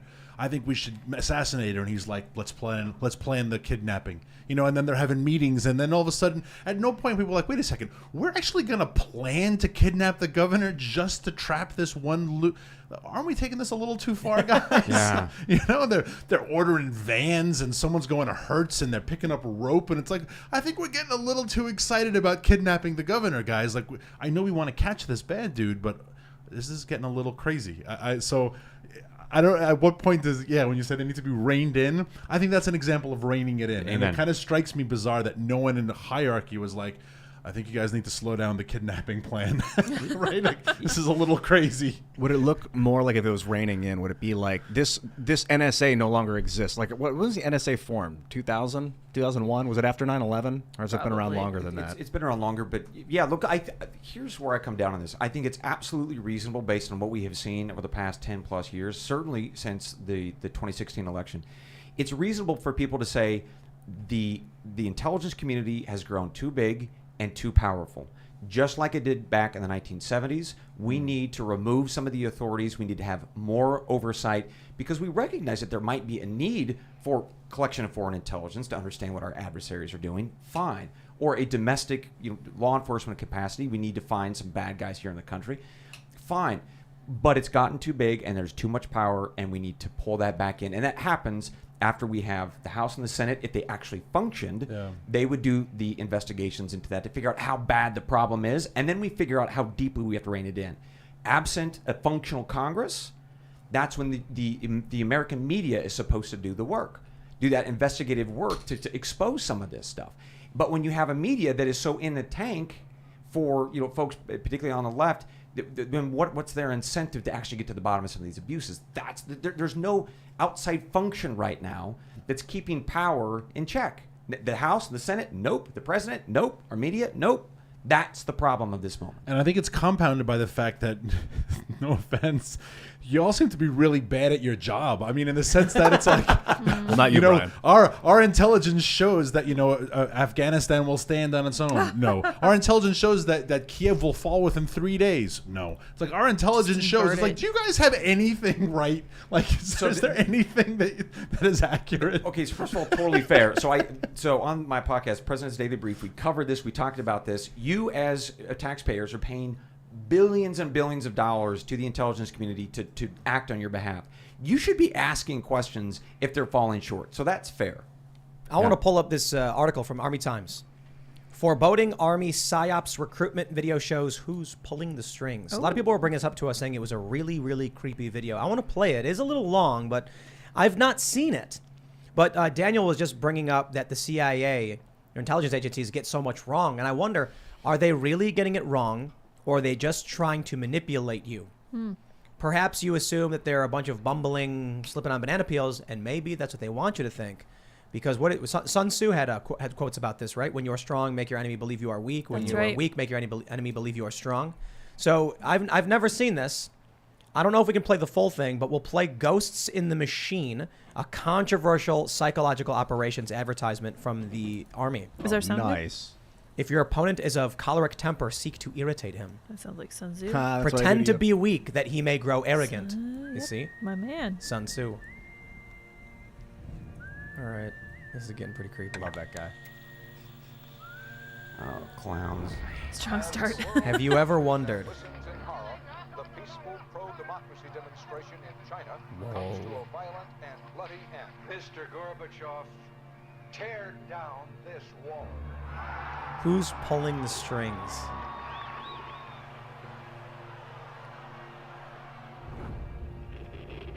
Wolves hiding nearby, whispering. Born from the ashes. Is that the emblem of the psychological operation or something? A world at war?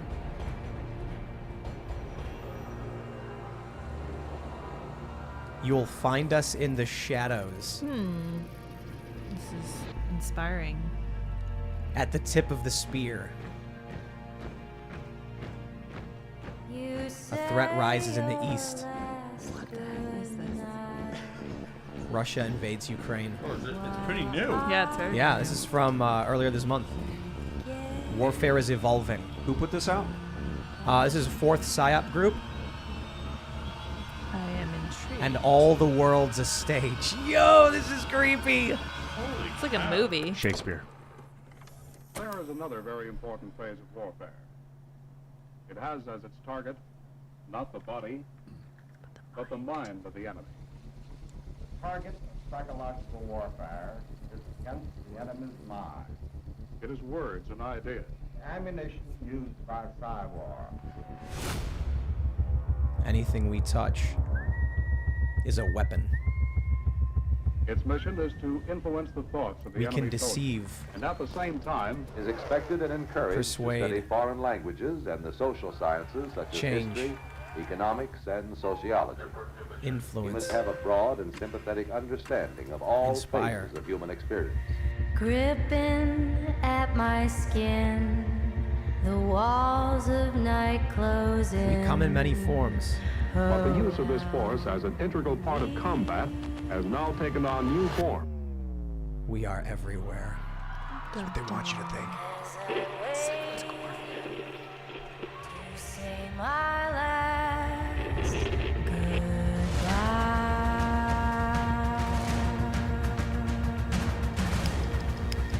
A feeling in the dark.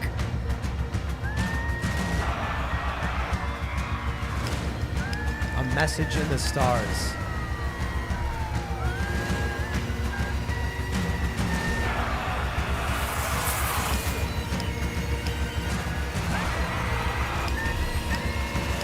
Ghosts in the machine.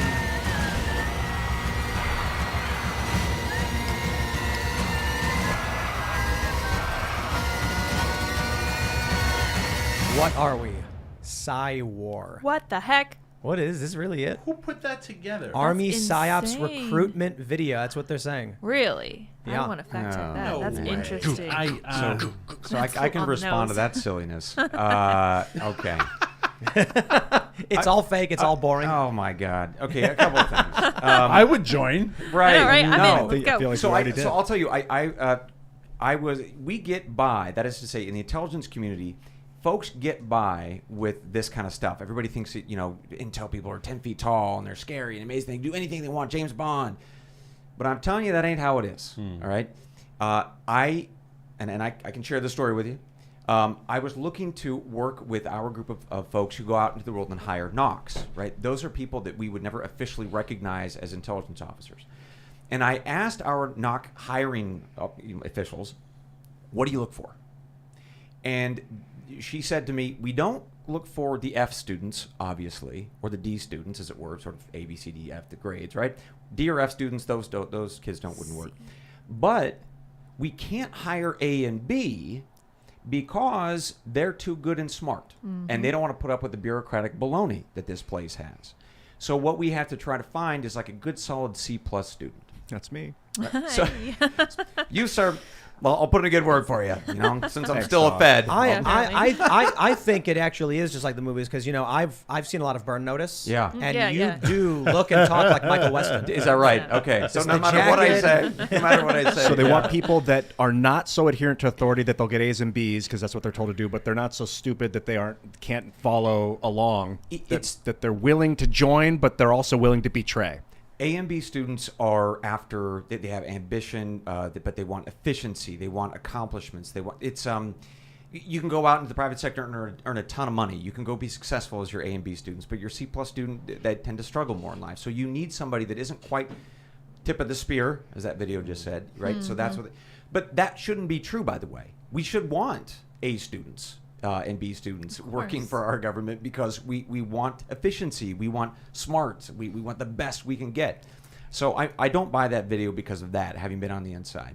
But I understand why people might think that that's true. The only other quick caveat I'd add is there is one part of me that loves that because when I was out as an officer, I was meeting with a source, and he was like, why aren't you taking notes? I'm telling you all these great and amazing things. Well, I didn't need to. I was able to capture it. And he paused. He's like, wait a minute. I've seen the movies. Do you have a microphone in your shoe? And I was like, I do. And he was like, oh, this is so cool. Burn Anyway. Notice was a cool show, man. One of my favorite scenes is when You guys have seen Burn Notice, right? Negative, no. You never seen it?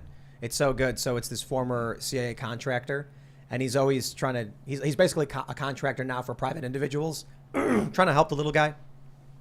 And he explains to you how he does things and why, and it's fascinating. So he's trying to scare a bad guy.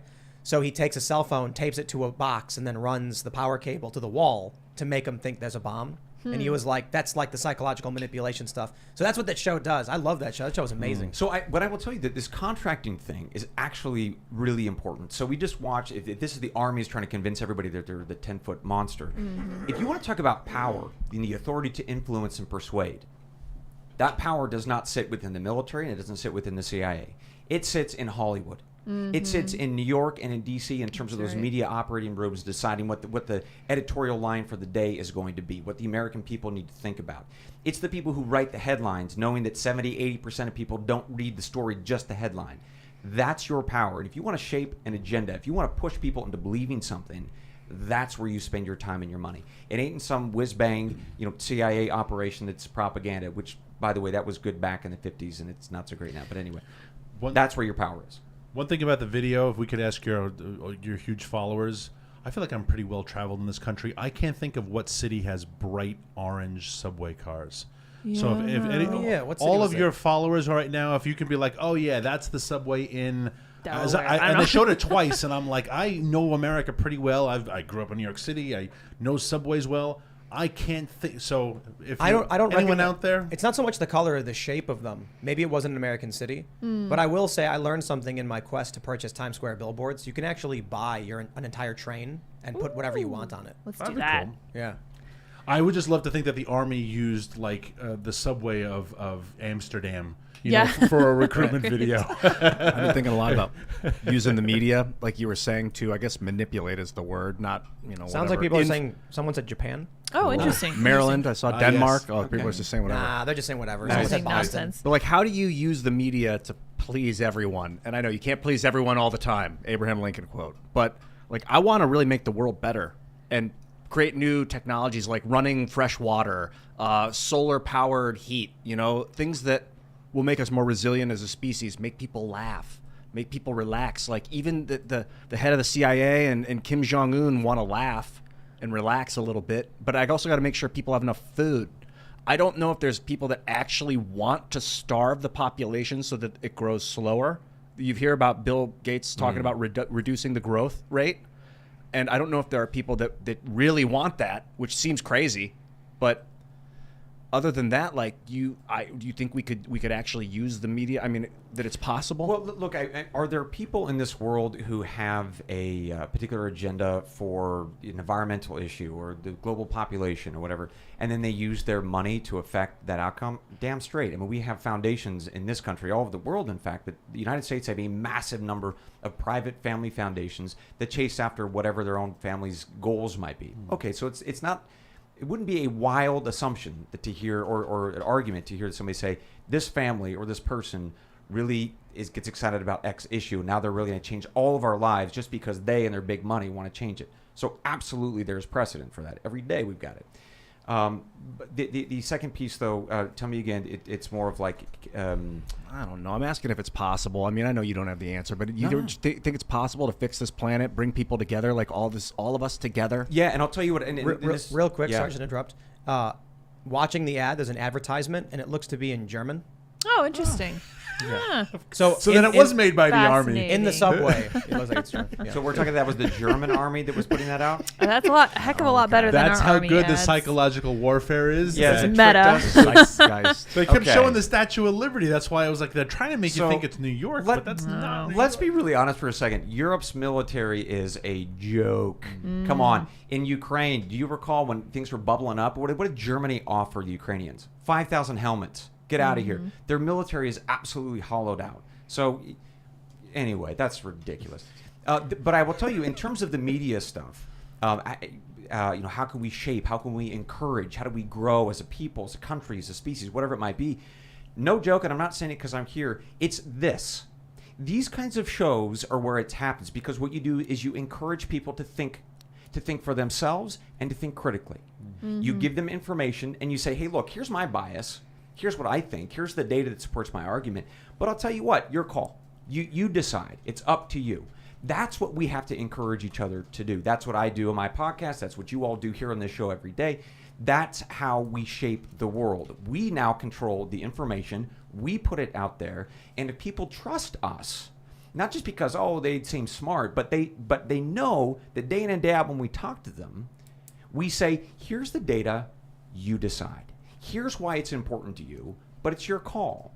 Then people are less like, what are you trying to do to me? What are you trying to get me to buy? What are you trying to manipulate me to think? All I'm doing is saying, here's the information, here's what I think, but y'all make the call. Well, that's what's so fascinating about then the role of tech, right? So here's the data, you make the decision.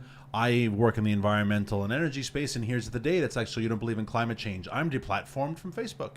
You're not allowed to be a climate denier on Facebook. And you say, well, I'm not denying anything. I'm just saying here's a set of facts that need to be discussed, not on our platform because you don't care. And what you just said, sometimes you strike me that you say some of the sweetest, most like humanitarian things. And you said, I make the world a better place and give solar heat and clean water. You know where they didn't discuss any of that sentiment, if you paid attention the last couple of days, was Davos.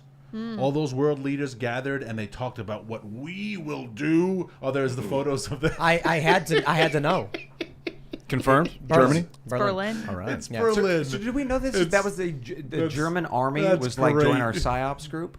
I don't know why we Maybe went it to was the a US. filter on You know who was the last one that made it join the German army ad? I'm just saying. I'm telling you, Not too soon. they went. Not Merkel, no. They bought stock footage.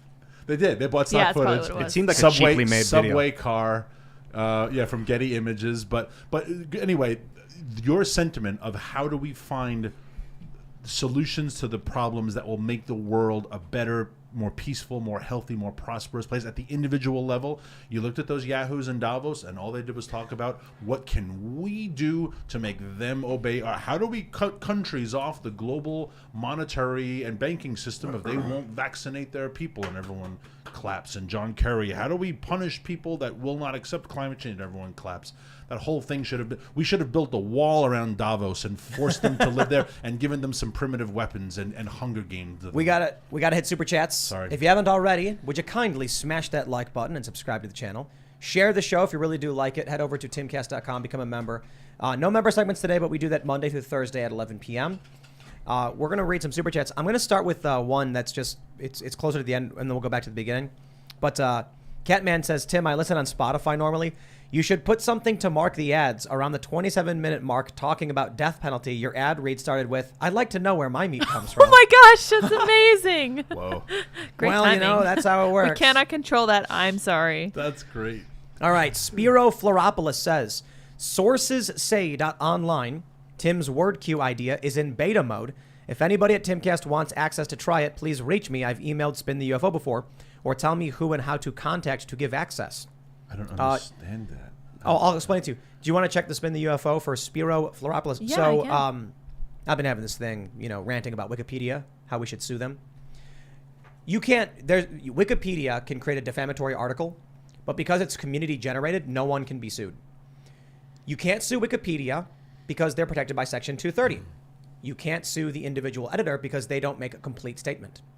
If an editor writes, Daniel Turner raises sheep or lamb, that's true, right? Okay, you can't sue that person. What if someone then goes in and changes raises to You know what he's going to say. Boy. brutalizes? Yes. That's definitely not true. They never said you did. They added one word. You can't sue someone for saying one word. It's not defamation. You can argue it is because of the place they put it in, but they can be like, I just put in a single word. I didn't do anything. I mean, so who do you sue? Yeah. I think the closest argument you can get to is, well, because of all the other words that were there, you're the one who completed the statement by changing the word. Technically that person, but they never actually said anything, so it's arguable. And I've talked to lawyers about this. They're like, I don't know who you sue. You can't sue anybody, I guess. So the idea for this program is we will create an article. We'll title it Nancy Pelosi. And then as soon as you load the page, you are placed in a queue based on when you loaded it first, second, and third. So if you're the first person in, it'll say sources say blank. You get to write one word. The next person who loaded the website can put the second word. And as the article gets bigger, you'll get more and more time to figure out your word because you got to read it. But then every individual has only written one word. Who are you going to sue? So you'll have this really long article Brilliant. making this really ridiculous statement with no one who can be sued. They'll try and sue the person that owns the website, then Wikipedia will get No, sued. exactly. You can't. It's section 2. And we didn't write it. It's users. Yeah. I love that. It's their rules, so play them. Yeah. Brilliant. And what we'll do too is we'll make it so that when you add the word, it doesn't actually put the word in the article until the article's done. Because then no one wrote the article. Love it. They might be able to argue that like, well, there were 700 words already there and you put that word in there so it completed a statement. It's like, okay, well, we won't then. You'll read it, you'll add your word, and then once it's done, it'll go connect them all. It's like Mad Libs, but better. Yes. Yeah. Oh. All right, let's read some more. Ashton de Rojas says, can you let people know Schumer is planning a Senate vote on 2 gun control bills day after Memorial Day and to call your state reps and senators to oppose these bills? Better yet, call your state reps and senators and demand they repeal the NFA Yes. and abolish the ATF, I suppose. You know, and why don't we get some Republicans who actually want to repeal some of these gun laws? Like Robbie Starbuck. All that keeps happening is Republicans are like, we'll compromise with you Democrats and ban some stuff. And then Democrats just keep saying ban more. They're just raking in the money, man. These Congress people that should have been out after 4 years, maybe 8 years. All right. Beckmeister says, New York shooters Discord username. Discord ID, about me. You can't begin to imagine how we get them to do the things they do. I mean, but is that could be anybody. This could be a random crazy person who's trying to egg on people. You know what I mean? Yeah. Eden Hiddick. Tim, you are right that meds can cause these mass shootings. I say this as someone who was almost driven by medication-induced insanity into doing one. I'm willing to get into contact if you want to know more. Wow. That's crazy. Yeah, people go crazy. Yeah, really. Rob Short says, press F to abolish this Fed. Oh, no. They're talking about you. I got it. How about this? Hold on. I thought they were talking about the Federal Reserve. Yeah, smash the like button to end the Fed. I'm The rolling Fed. 100-sided. Yes. We're going to end the Fed. Let's see what we got. Oh, no. I rolled an 18. At Ah, boo. least I'm old enough to vote. I'm just saying, but at the end of the night, you guys have to turn everything upside down and make sure there are no bugs. You know, Yeah. under all your little knickknacks. Lay it stink on bugs. me. Keep coming. It's fine. All right. Phalanx says, Tim, you keep talking about 3D printed guns, but why not the Luty? It's also my birthday, so have some of my money. Oh, thank you. What's the Luty? How do you spell it? Luty? Don't know. I am unfamiliar. Not sure.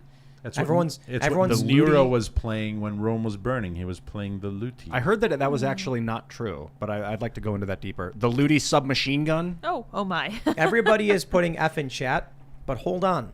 I said that if you want to smash the like button to end where are the these Fed. Eds? You guys can't You gotta take listen directions. close. Get it together. Well, maybe they're just trying to abolish the Fed. Oh, I see. The Fed. Mark H says, Tom McDonald would be an awesome future guest. You guys rock. He would. Yeah. You would. Tom, you Working are on always it. welcome to come on the That's show. right. You know what I would love to do, too, is do a music collaboration with him, because we have one song that's kind of punk rock. I can't I can't write a verse to. I just don't know. Oh, Tom would be great. And so I was like, it's faster. So maybe what it needs is rap so it can convey the story in a meaningful way.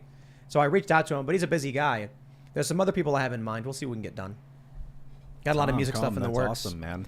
Yo, it's just everybody is so busy. There's the talent pool is Talented people are busy. it's all bought up. It's hard. Yeah, we're trying to find. We're talking to some big industry music people, but they're like, yo, everybody is swamped.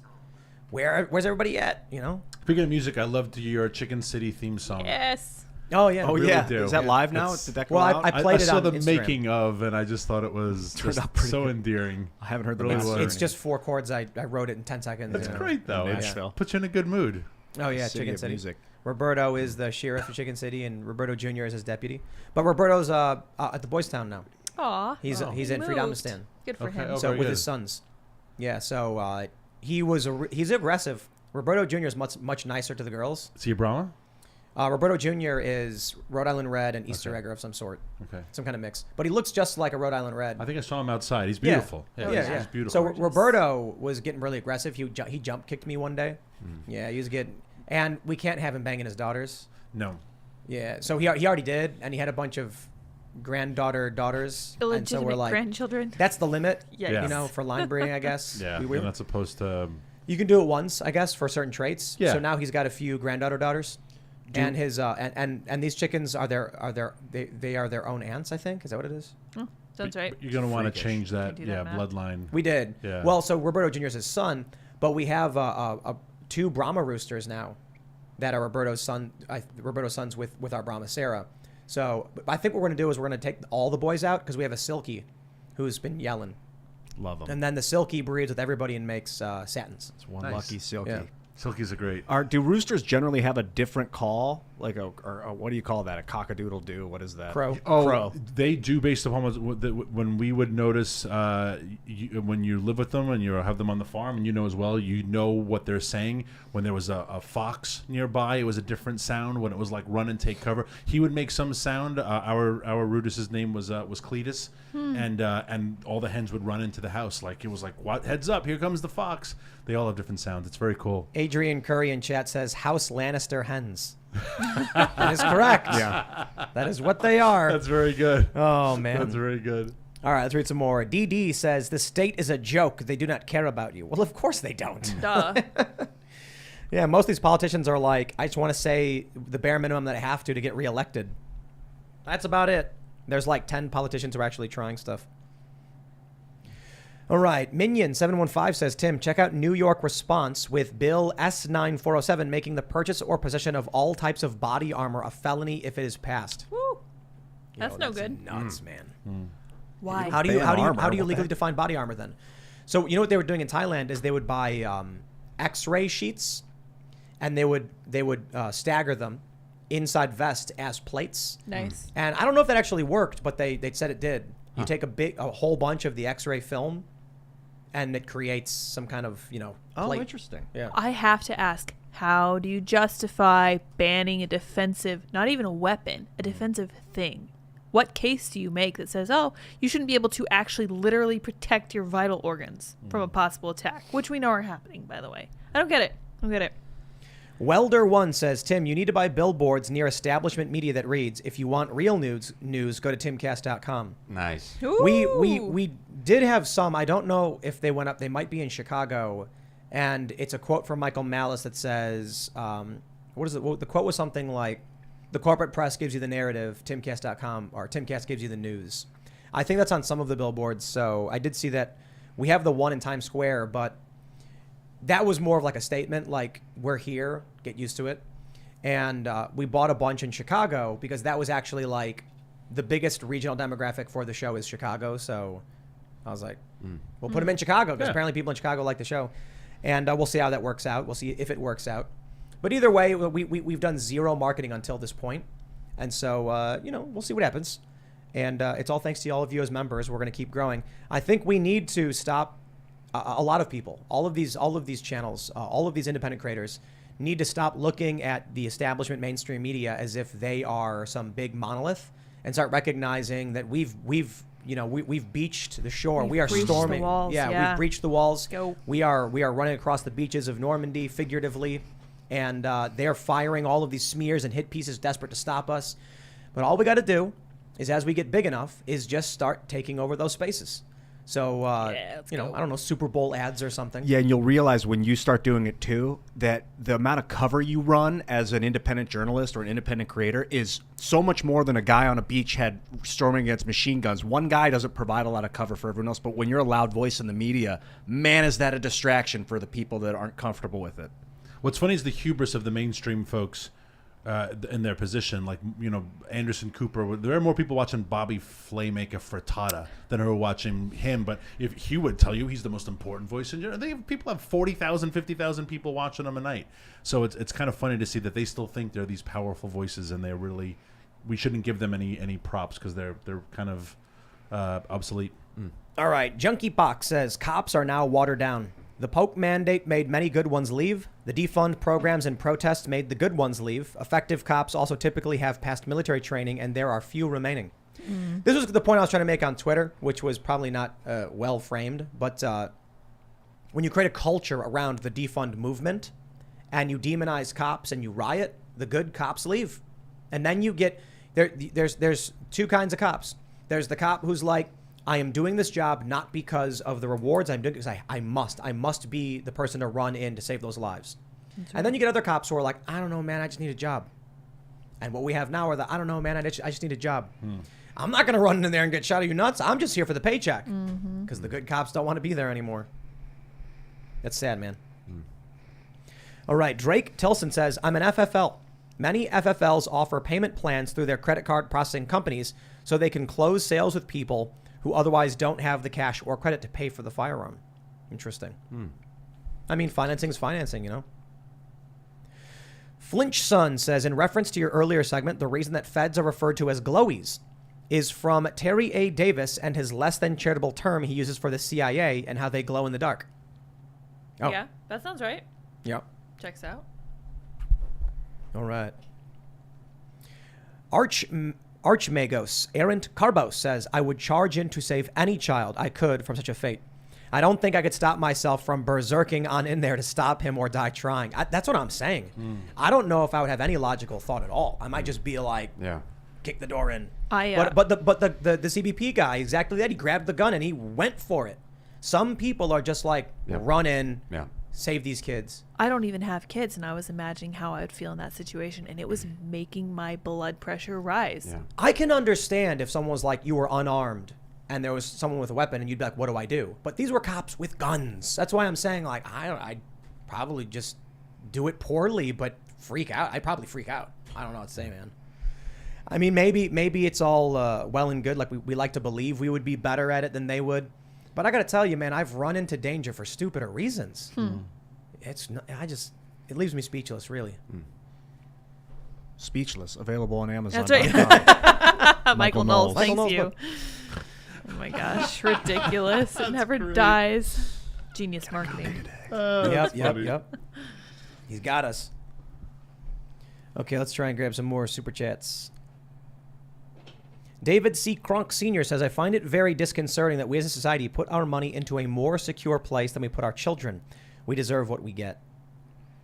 Well, you know, you get what you deserve. It doesn't, that's used in a bad way in a lot of senses. You get what you deserve, but it's not always a bad thing. It's like, you know the story of the king who said he wanted, who was it, his blacksmith to make him something that would make him happy when he was sad and sad when he was happy. I'm probably ruining the story or whatever. You ever hear this one? Yeah. He's like, I challenge you to produce an item that would make me sad when I'm happy and happy when I'm sad.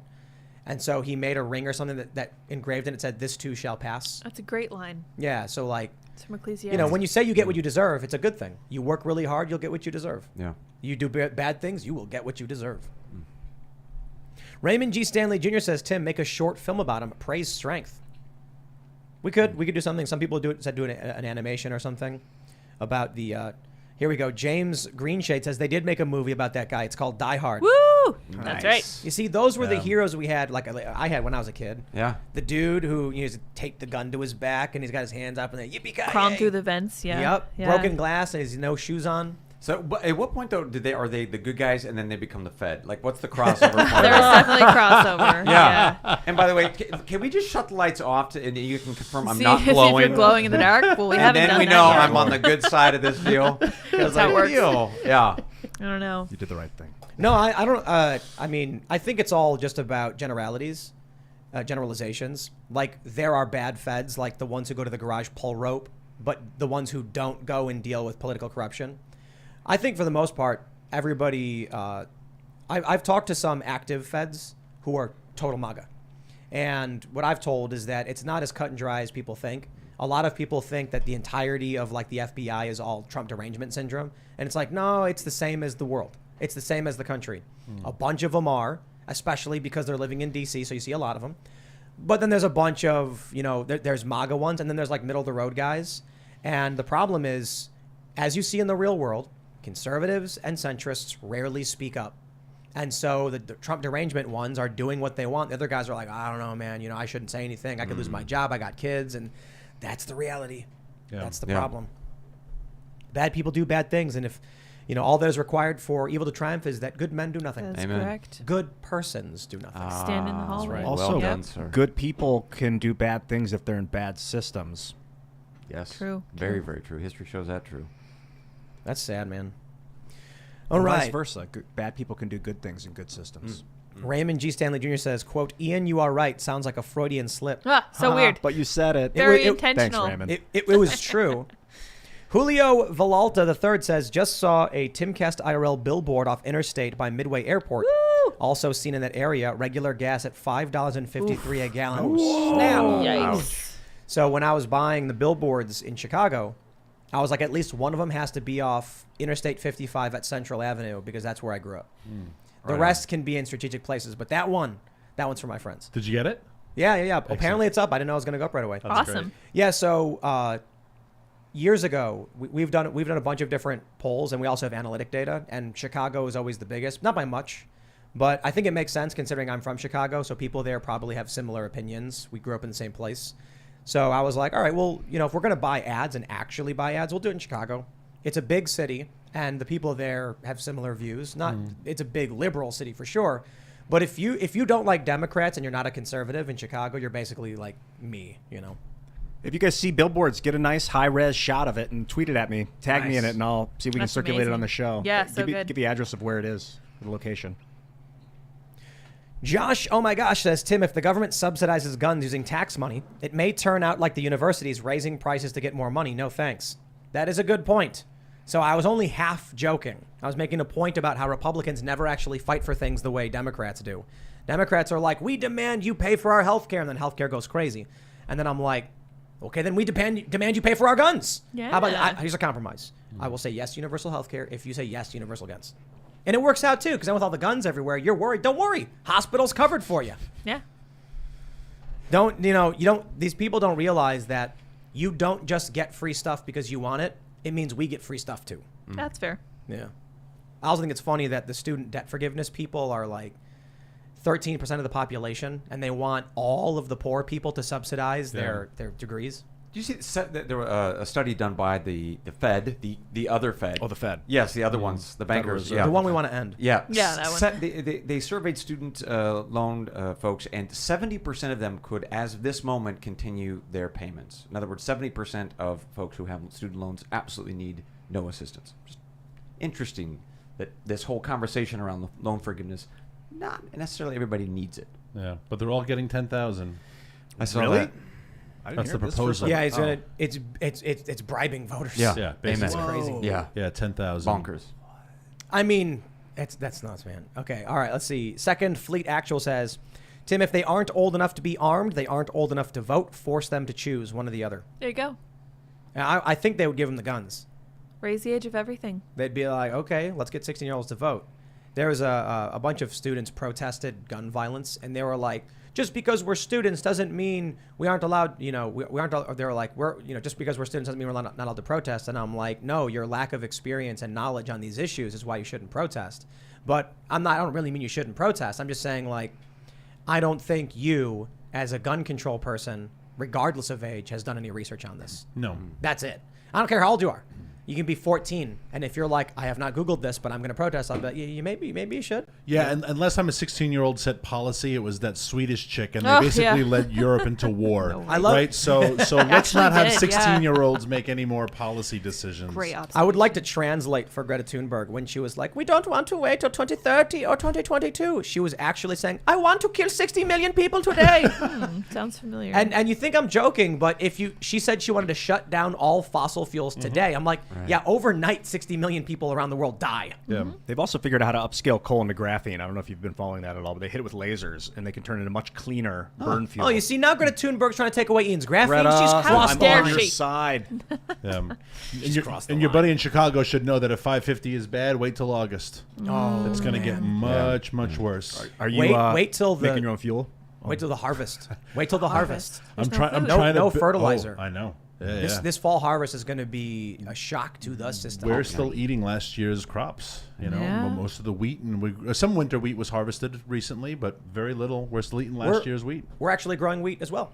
You have to. Yeah, there were weeds. Volunteer and we wheat. ignored them for a long enough time, and then we realized it was wheat. And I Look was at like, us. leave it, I guess. I was like, I guess we'll make bread. Yeah, we got a whole bunch growing, and I was like, what is this strange plant growing? Oh, Now, how are you going to harvest it, by the way? Do you have the side? What do you got to cut it Gotta up? get a oh size. my meteorite Side. katana. Yeah, there you go. You got some swords up on the walls. Oh, Some good lord. of those. No, I won't use that. I'll use one of my other katanas Dude, let's get a grindstone. to sharpen them. Yeah, no, to grind the wheat once we get it out. Oh, Yeah, and to sharpen the No, knives. no, There no, you no. go. We're gonna get a donkey, Yeah. The donkey walks in the circle. And a millstone. Yeah. Absolutely. That would be great. Old school. Oh, it's a millstone. The Millstone. grindstone is for the blade. I Yeah. feel like that could be another YouTube channel for you. Just the donkey going around Just in walk. circles. Oh, yeah. It would be Yeah. super Oh, like my cathartic. Drop a carrot every Yeah. $500 in super I, chats. I would watch that. Like Yeah. at Great, nighttime yeah. to fall Well, so- asleep. And Yes. just watch the Soothing. donkey Check this go out. in circles. We a have 360 camera. Right. Now we're talking. We have the chicken parties at chickencitylive.com.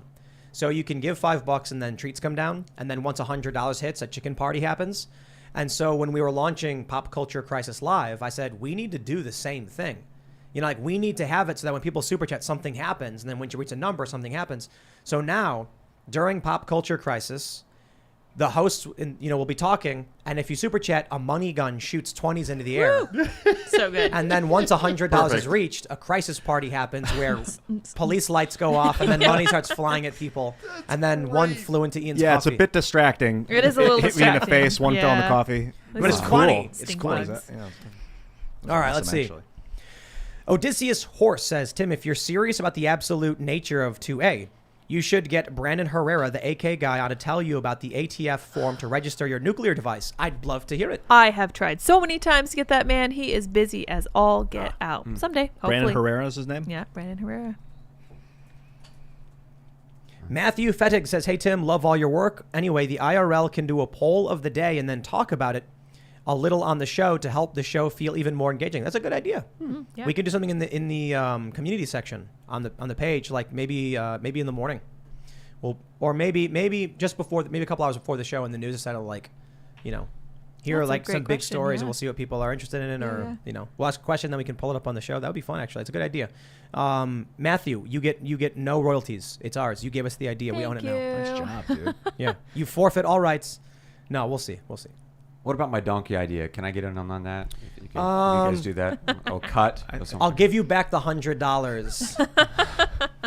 It proves you're not a is that what it was? Got it. Yeah. So like Got to it. earn redemption, you gave me $100. I'll give it back. Yeah, there you go. Good donkey idea.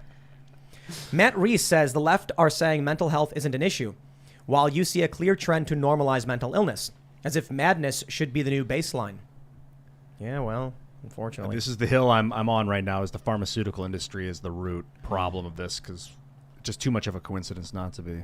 Fritter says, disabled guy here. I walk with a cane. Love it when my friends yell, hurry up. Dude, I only have 2 speeds. If you don't like this one, you sure as hell won't like the other. I love that guy. That's great. Food for Life Global says, our charity is ffl.org, and our mission is to unite the world through the sharing of pure food. We serve over 1 million vegan meals a day. Oh, that's cool. Very cool. FFL, too. I thought it was going to be a gun thing. But Yeah. it's Food for Life. Wait, that's 3 Fs. That's FFFL. Wait. That's FF. That's FFG. Food for Food Food life. for effing life. Oh, I'm an idiot. Oh, Tim can't count. I can't count. Where's no. that H? Food for life. WWJD. FFLG. That's what it was. I pulled another Biden, man. What's going on I gotta here, get sleep. man? Yeah, you gotta Oh, take man. Been a meditation stressed, been break. working. You're gonna love the fresh Yeah. air. Yeah. If I pull more Bidens like this, I don't know if I keep doing the show. Go forest bathing.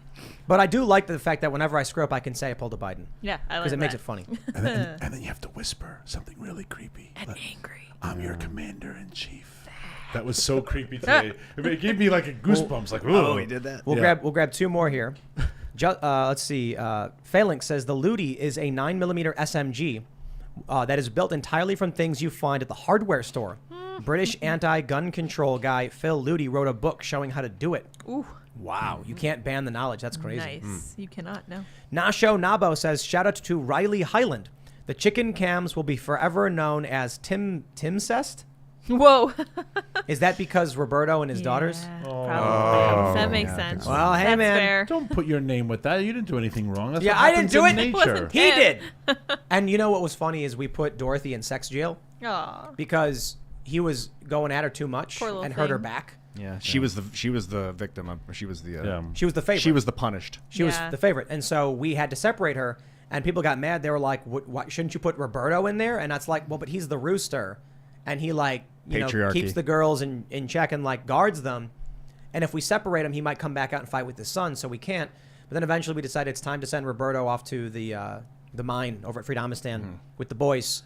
And so we put him in sex jail. I'm sure she appreciated a little break also. She did. She's not healing. Poor lady. Oh, she's not? No, it's been a couple months and She needs she's some not ointment. growing the feathers back. She needs some Reiki. Yeah, and for some reason, she is the favorite even for Roberto Jr. now. It's crazy that Chicken hormones. I don't know anything about chicken attractiveness, but she must be a supermodel in Pretty chicken world. lady. The Bard Rock. Yeah. Yeah, she's hot. It's really funny. We have two Bard Rock. They look like zebras. They have white and black. And Vanessa has always got a furrowed brow, and that's how you tell them apart. You see Vanessa, and she's always looking angry at you like this with her She's eyes crabby. down. And Dorothy's eyes are always up like, oh. She's very cute. So you instantly just know who's who. Yeah. They're very friendly. They're both real friendly to humans too. That might have something to do with them being the favorites of the Roosters. Adrian Curry says, "Eat Roberto. He will always be a part of you." Oh, that's terrible. Wow. Justice Yikes. has been served. I don't think we'll eat any of the original cast, which includes Roberto, but all the rest of them that don't have names are fair game. Yeah, And we that's fair. can't name the 50 of them that we have. So we named one of the Brahmas the son of Sarah, Isaac, because in the Bible, Sarah's son is Isaac. So he's safe, and Sarah is safe. And then she has another son and daughter. I guess they'll be safe. I like the Bible trend. That's cool. Well, I don't know. It's just an idea someone came up with, I guess. So, we'll see how Chicken City goes. But also, guys, check out Pop Culture Crisis on YouTube, live Monday through Friday at 3 p.m. We're going to be doing some ads for them as well as the show starts kicking up and getting to full speed. And it's going really good. I mean, Lydia and Ian have been on the show. So fun. This week, actually, yeah, it was great. Yeah. So smash the like button if you haven't already. Subscribe to the channel. Share the show is the most powerful thing you can do. We started doing this marketing thing recently, but everything for this show has been organic growth, which is just totally nuts. And I talked to some marketing people who couldn't believe it. They were like, no way. And just people were sharing it. I guess they like it. Yeah. So that really is the most powerful thing. But now we'll do traditional marketing and we're going to take over. That's what we're going to do. You can follow the show at Timcast IRL. You can follow me personally at Timcast. Brian, you want to shout anything out? I'm just so pleased to be here. Can't wait to come back if you have me, even though if I glow. But please, the President's Daily Brief, love it if you all listen to that. And I'm on Twitter, Bryan Dean Wright. Always great to be here. Daniel Turner, Power of the Future, powerofthefuture.com. And also always a shout out to Bristol Farm, Virginia on Instagram, our fantastic sheep farm. I sent you a picture of the sheep, but I don't know if you can pull it up in time. I can't pull it up in time, but I am going to put that link in our bio, so your Awesome. socials will have My that. sheep are just They're adorable. They're the most beautiful so sheep good. in the world. Swiss Valet. They're just beautiful. So anyway, Did you shave them yet? the Scottish blackface will get sheared next week. Are you going to record it? They're getting really hot. You guys want to come record it? You can. It's kind of funny. That'd be I fun. like the idea. They'll yeah. be so happy because they're hot right now. Oh, I'm They're sure. so hot. They have so much wool. But Bristol Farm, Virginia on Instagram, and great to be here. Thanks for having me. Have a great weekend. I used to think it was unethical to shave sheep just because the way they scream and struggle, but I saw a sheep with so much wool it couldn't move. Yeah. So you kind of got to. No, You they ever like it. You see how they vaccinate the baby sheep? They have them sitting in that conveyor belt thing with their feet up. Oh. And it just pulls them forward and they don't move and they just gives them the shot and then it drops them and they walk away. I love That's them. great. I It's love funny. it. Daniel, always great. Really great to see you, man. Brian, Thank you. really good to see you, dude. And we did joke about the whole CIA that you work for the Fed and everything, but that's Fed. thank you so much for doing that and Like the inside work voice. you've done. You bet. And for coming and talking about it. Anytime. Can't wait to see you again, man. I'm This is great excited. stuff. I followed you on Twitter. Lydia, I love you. Tim, always a pleasure, my man. All right. I wanted to leave you guys with this quick thought. I was just talking to Chris Carr, who's one of our editors over at timcast.com. And I said, Chris, I would really like to know how many of the cops who just stood in the hallway while those kids were dying had their own kids. I was like, I'm willing to bet that not a lot of them have their own children. And I was like, this is how a culture dies, when we're not willing to defend the people who need our defense the most, because our family line ends with us. And if we're to die, that's it. So anyway, that's not exactly a bright note to leave you with, but I also want to say you guys can follow me on Twitter and minds.com at sourpatchlets, as well as sourpatchlets.me. Thanks for hanging out, everybody. Check out Pop Culture Crisis on YouTube and subscribe to it. And check out chickencitylive.com. We have the Cast Castle vlog up every day, and we'll be back with the show. We are working on Memorial Day. It's going to be a lot of fun. Thanks for hanging out, and we'll see you all then. Bye, guys.